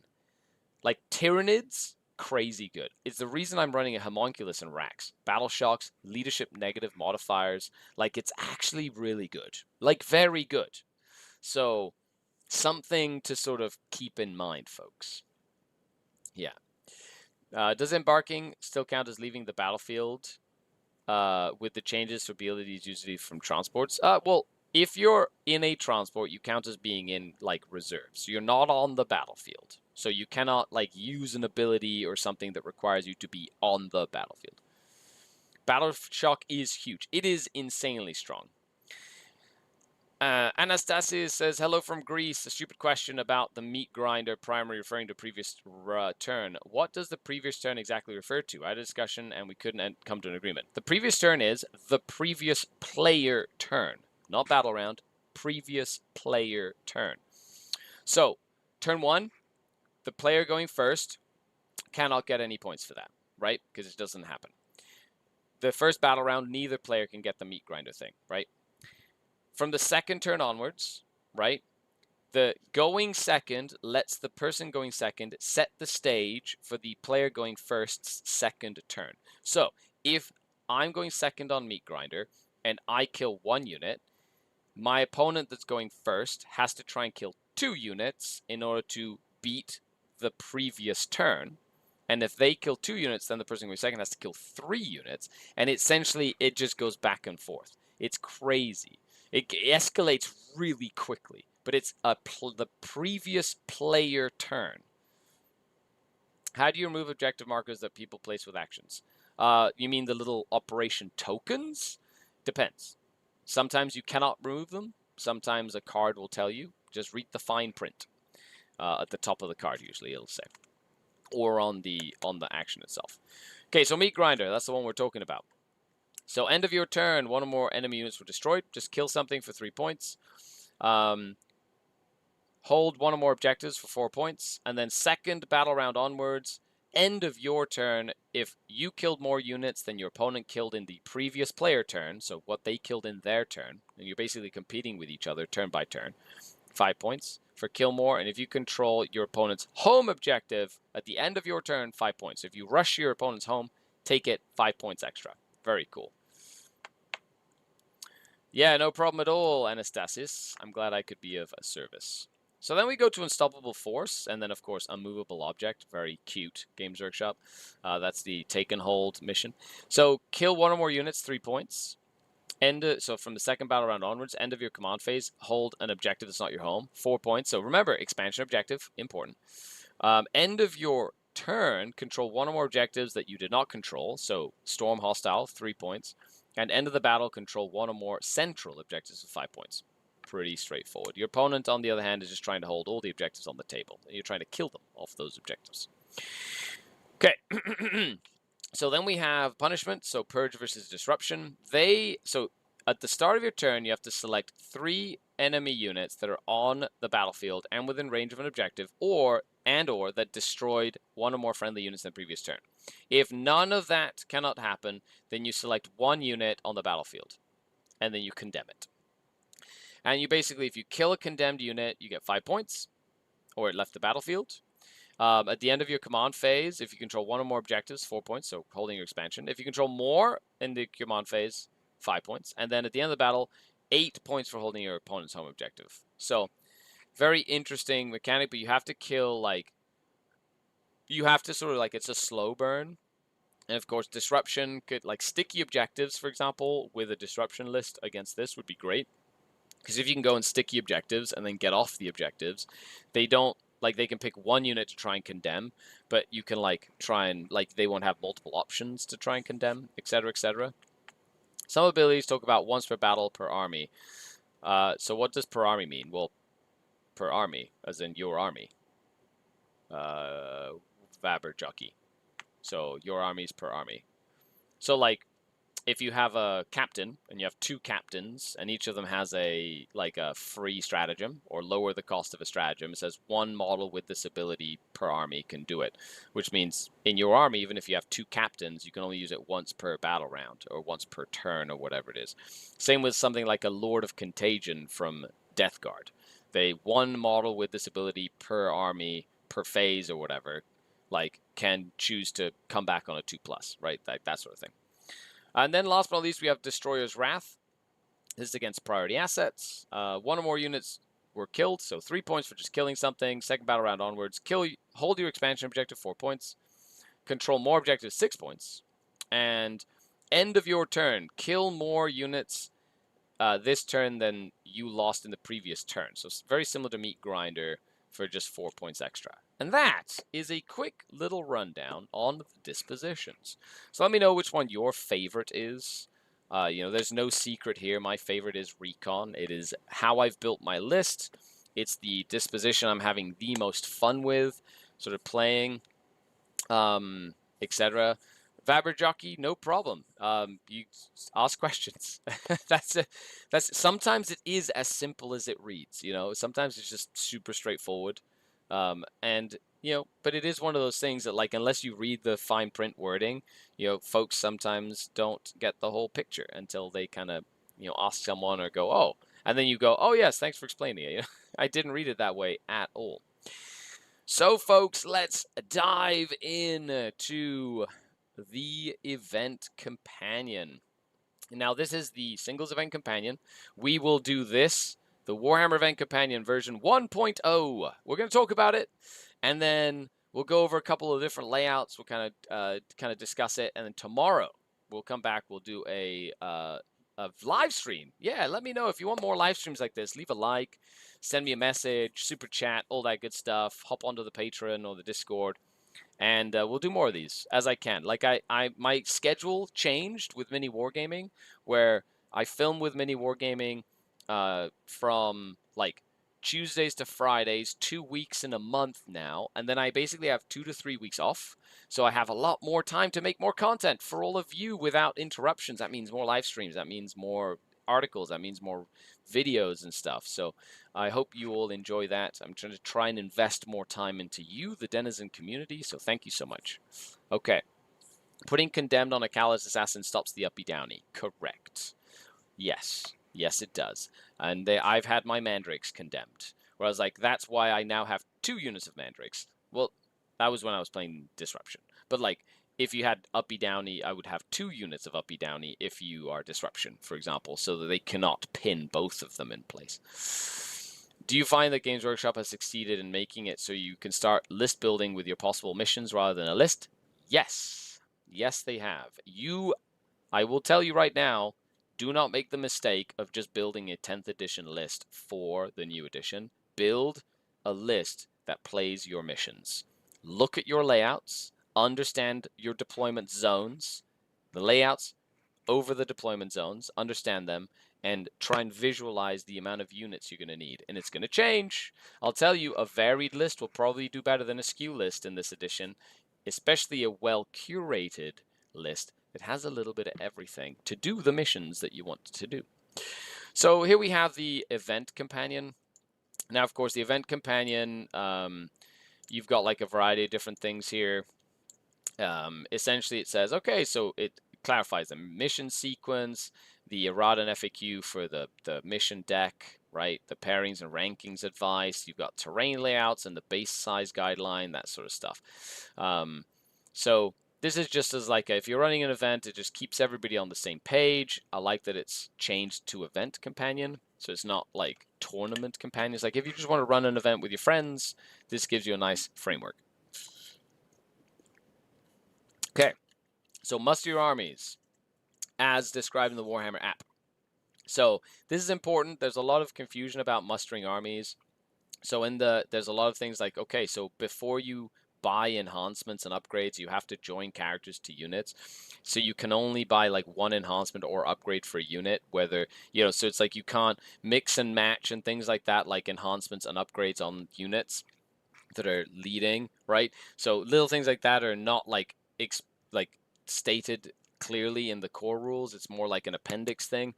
So read the mustering armies part, like understand how to make an army, and then you select one of your dispositions and you record it on your roster. So you're going to pick a disposition. Now, a lot of people were thinking that you could just pick any disposition when making your list. That's not how it works.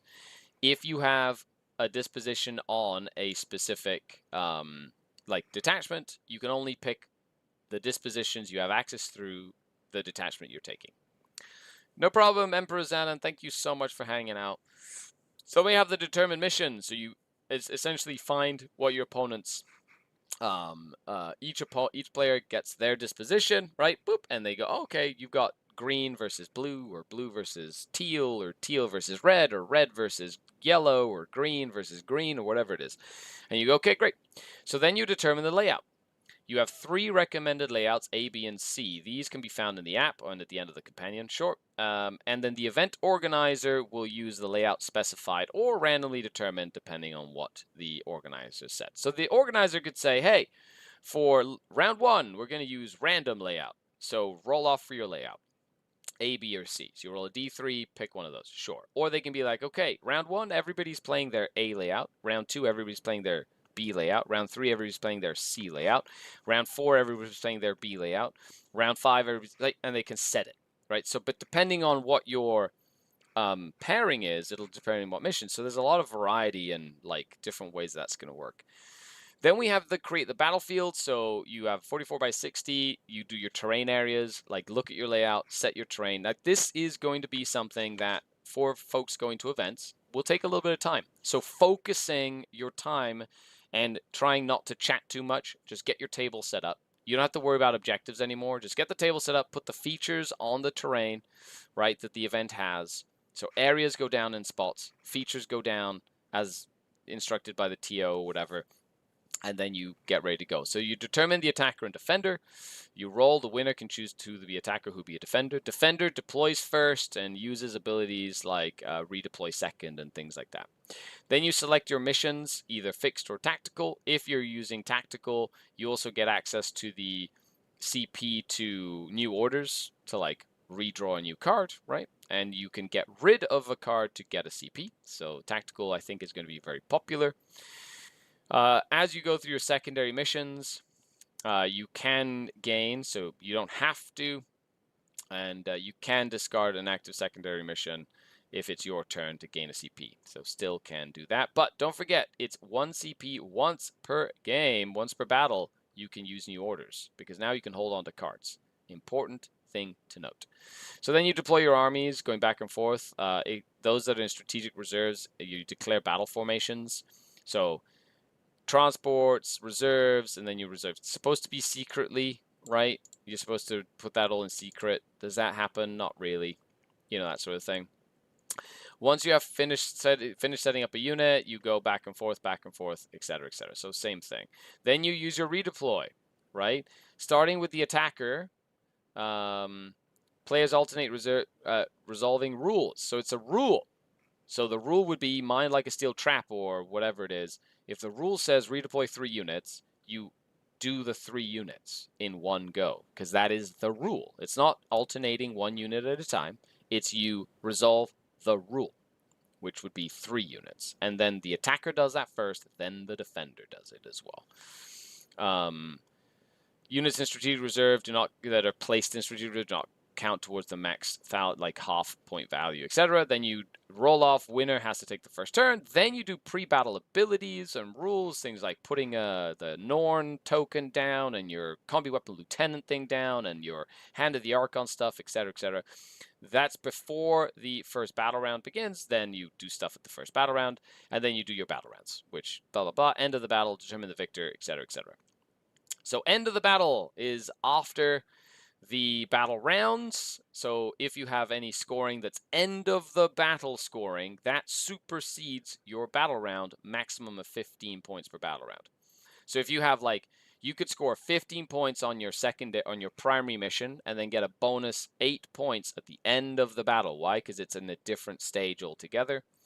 And then you get max of 45 for your primary, max of 45 for your secondaries, and 10 points for being battle ready. Which, by the way, after going to Dallas and seeing the Games Workshop team vet the armies that they wanted to use for the showcase games in Dallas, which is awesome, I have a new appreciation for what the standard of Battle Ready is, which is it has to be painted. Like, actually do the pouches, do the eyes, put little tufts on the, like, they want you to paint your army. It's not just like, oh, slap on a couple of colors and be done with it. It's like, do the details, paint your army. That is their standard for Battle Ready, which is really cool.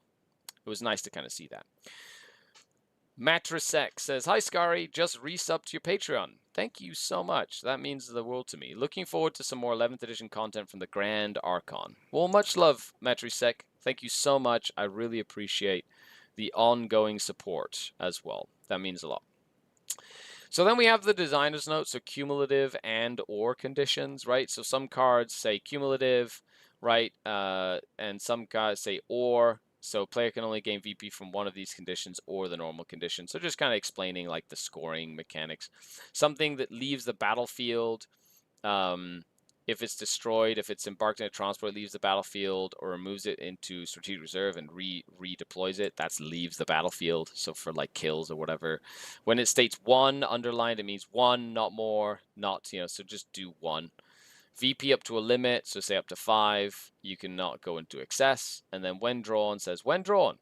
So if you're using tactical secondaries, it only applies when, you're using tactical for like redraws and things like that. Okay. Moving on, we have the erratas and FAQs.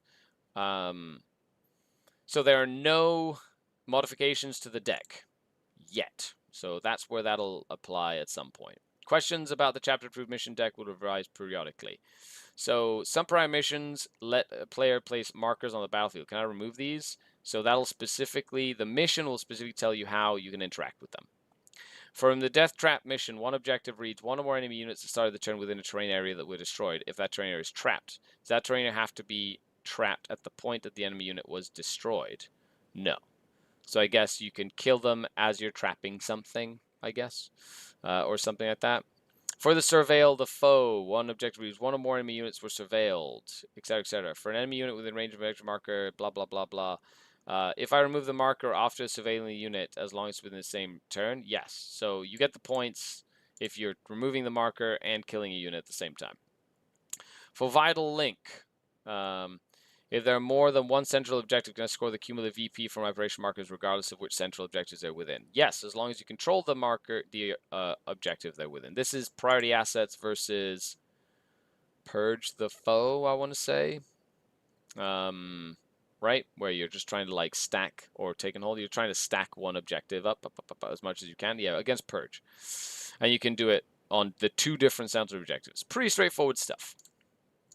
And then, of course, we've got the rankings. Like, this is like, hey, how to pair people, how to rank people. Like, absolutely. There's a little afterword. 2 things. So this is the afterword. What's the point of an event is to have fun. So the person across the table shares your love of Warhammer. So this is different than other games like Magic or the ones that are very impersonal. It's like when you're playing at a tournament, it's nice to remind people that this is more of a community than like just gaining a name for yourself by winning tournaments. So it's a lot more personal experience. So that should change your way that you interact with people. By the time the dust settles, almost everyone has lost a game. Typically, at most, only 1 or 2 people will manage to save. So we're all losers. So we lose. You go to an event, you're going to lose a game more likely than not. So get used to being okay with losing a game. Do you think Carbine Scourge are going to be more worthwhile based on the asymmetry of missions? Yes. 6-inch ingress, right? So 6-inch ingress is going to be incredibly powerful with Deep Strike. And I think the +1 AP value goes way up based on cover not giving an AP bonus. So like you can really make things sting more. Ian says, another question. I play Eldar. So there's a couple of stratagems that recovers the squads, Guardians of Void Scars. If URL is attached to 10 Void Scar, could they revive with the strat? It depends on the keywords for the stratagem, right? So for example, so just to quickly go through this, if we go to the faction pack, is it Eldari? Where is it? I'm just going to kind of double check it because I know which one you're talking about. Like, for example, if you go faction pack, like if you do the Guardian host, for example, right? The Guardian host is a little different because it has to have a Guardian model on there, right? So this is Eldritch Raiders. You're looking at withdraw and reinforce, right? So one Anthrite unit that was not within engagement range, remove your unit from the battlefield, place in a reserve. If that unit is below starting point, return all destroyed models that are not characters to the unit.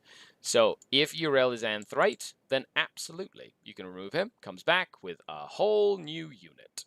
100%, that is how that would work, which is kind of cool.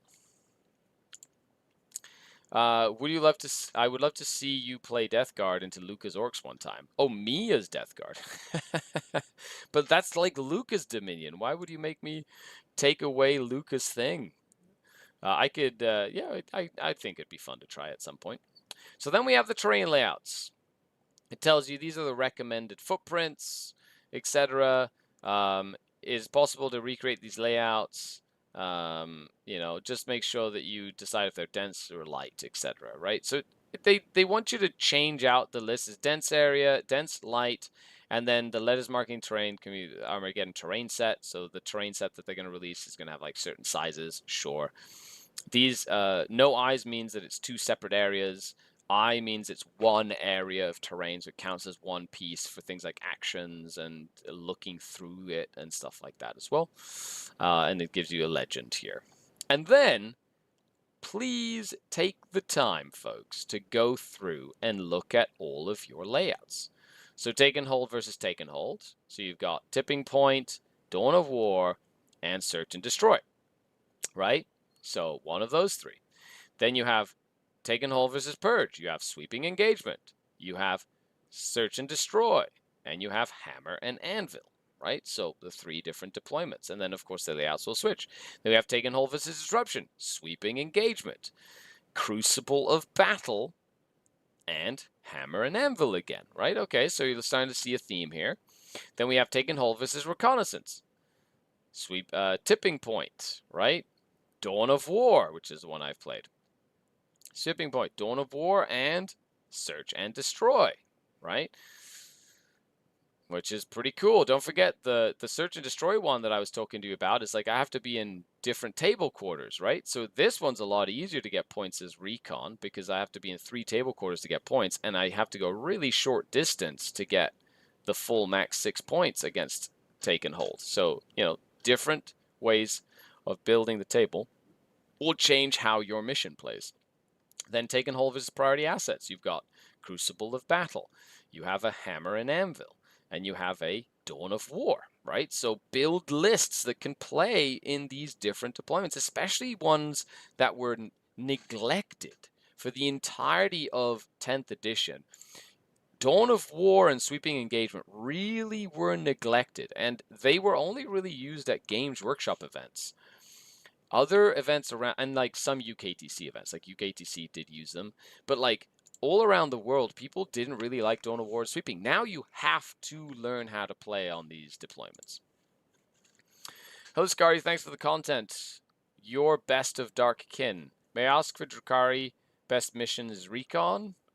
It means there's time to play Skyflinter and ignore others. I like Recon. That's my personal thing, but I think Priority Assets is really good as well, and so is Purge. Purge, Priority Assets, and Recon I think are the best ones. Disruption, right now, I'm going to skip out on, but I would also play Disruption. I don't really like Take and Hold with Dark Eldar because you have to survive to hold objectives, and as an elf, that doesn't happen very often. Yo, Skari! I played my Dark Eldar for the first time in a while. I did Spectacle and Agonists, nice. Kinda sucked, was both Purge the Foe. Yeah, Purge on Purge. Purge on Purge is very bad for the MSU Purge. I can see how that would be tough, that's for sure. Dawn of War kind of sucks. Terrain and hidden is kind of useless. Not really. I find it very useful, especially with Gone to Ground. You have to learn how to use Go to Ground, which is in the appendix. You have to learn how to use it, and you have to, like, just have to play it. That's how it is. Dawn of War is one of those you're going to have to use to play. Purge versus Purge. You have Tipping Point, Search and Destroy, and Sweeping Engagement. Sure. You have to play on these deployments until the local scene decides otherwise. Yeah, I feel like it's like there's no choice. Like if an event says play A, B, or C, There's no skipping it. You're just going to have to play one or the other.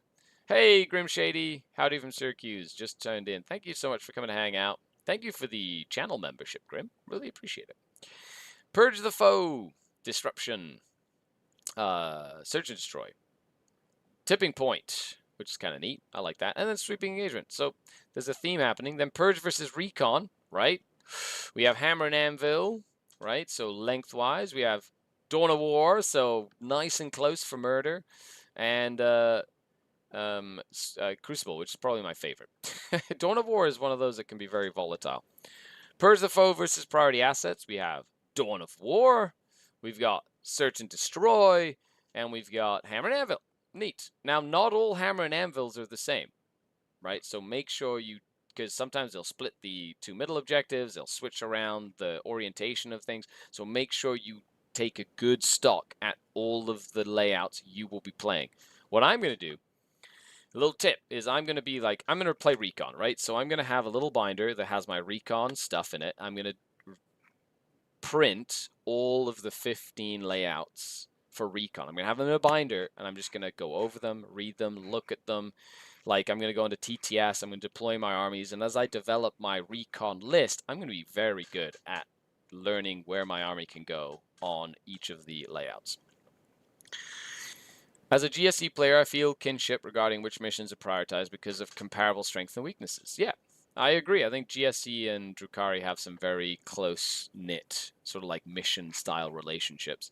Disruption versus Disruption. We have Crucible of Battle, Tipping Point, and Sweeping Engagement. Okay, so a little more staggered. Then we have Disruption and Recon, of course. Very good for me to know this one. Tipping Point. Dawn of War, straight up Dawn of War, which I did play the other day. It was very interesting. And Sweeping Engagement. No, not Sweeping Engagement. Search and Destroy. Yeah, there we go. Then we have Disruption versus Priority. Sweeping Engagement, Tipping Points, and Search and Destroy. So lots of Search and Destroy for Disruption.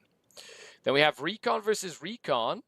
Very nice. So this is the end of the Recon stuff. We've got Tipping Point, Sweeping Engagement, Crucible of Battle, and Tipping Point. Recon versus Recon, baby. Off work, thank you for asking my questions. No problem. Doing another stream. Good luck in 11. Thank you, you too, Jockey. Really appreciate it. I spoke to my store manager while he was focused on his computer, asked about some Drukhari boxes and if it was worth buying, and he said, don't worry, Drukhari range refresh this summer, 2027. He wasn't paying attention. I doubt that they'll do a full refresh. He just blurted it out. Well, yeah, as I said, I don't really deal in rumors. Also, like, it's not going to be a full refresh because Drazar and Incubi are new. Lilith is new. I doubt they'll change Venoms and Raiders, like, at all. Like, you know, there's not really much that they could, like, change. Scourges are relatively, like, a new kit. Like, some of them are, really, like, I guess new-ish. They're, like, from 2010. So, yeah, fair enough. It could be. Reconnaissance versus Priority Assets. Crucible of Battle. Tipping Point. Sweeping Engagement. And then Priority Assets versus Priority Assets. Sweeping Engagement. Crucible. So, do yourself a favor. Go through all these. Tipping Point. And then we have our base size guide. So, of course, this is very, very useful if you're wondering about the unit sizes that you're running and the bases, because some things do shift, like they change the Juggernaut, like Herald for demons, for example. So check all your bases if you want to go an event. Having standard base sizes is super important. It allows you to use like older models. Just try and make sure that base sizes are the right size. Make sure that like on rocks and stuff, if you need to make them bigger, you know, like old Nightbringer, for example. Like you can't really use old Nightbringer as new Nightbringer because he's so small. But you could like make his base like a pile of skulls and make him taller. You know, maybe do some like wisps and stuff around so he has the same sort of center mass, so he's like that big. And you could convert him to look really cool with like a storm around him or whatever. And then, you know, you could probably use an old model. But as long as the base size tends to be one of the most important parts of it. And that's that. Go through, check all that stuff out. And yeah, so with that, thank you so much for hanging out today on the live stream. In about an hour, I've got the premiere of my Hammerfall Bunker shenanigans. So make sure you come down for hangout for that as well. Would you only take recon or priority assets for GT? The others feel like suicide, potentially could win disruption if you're not going into person foe. So I like recon a lot. I like priority assets like purge. You know, I do like disruption. In theory, I'm just waiting to see if they change anything for disruption before I sort of dive in. But I do feel like Dark Eldar can kind of do all of those. I've been doing recon, but if you're like wanting to play more normal Warhammer, play priority assets, which is Real Space Raid, which is not a bad detachment. It has a lot of really utilitarian pieces that work very well in this new edition, and has access to Labyrinthine Cunning enhancement, which gives you free CP basically all game, which is massive considering you want to hold on to your cards more than you did, right? What? I just got here, says Christopher. Hurry, hurry, you just got here. Yeah, I know. This is like 2 hours. We did this for 2 hours. Thank you so much for hanging out, everybody. I really, really appreciate all your ongoing support. Thanks for hanging out. Leave a like, comment, let me know down below. Share the video with someone if you feel like they'd enjoy it and would watch the whole thing. And I really appreciate all of your ongoing support, liking, sharing, commenting. Huge shout out to the channel Patreons and members, without whom none of this is possible. I have been making content full-time since 2017, late 2017. We're going on almost a decade of me making videos for a living. So, and I would not be able to do it without your support. So, from the bottom of my heart, like truly, thank you. And I hope that I can give back to you as much as you have given to me. Other than that, thanks a lot for hanging out. I've been Skari, your grateful host, signing off until next time. The Dark Kin. And don't forget, play to learn and play to teach. Bye, everyone.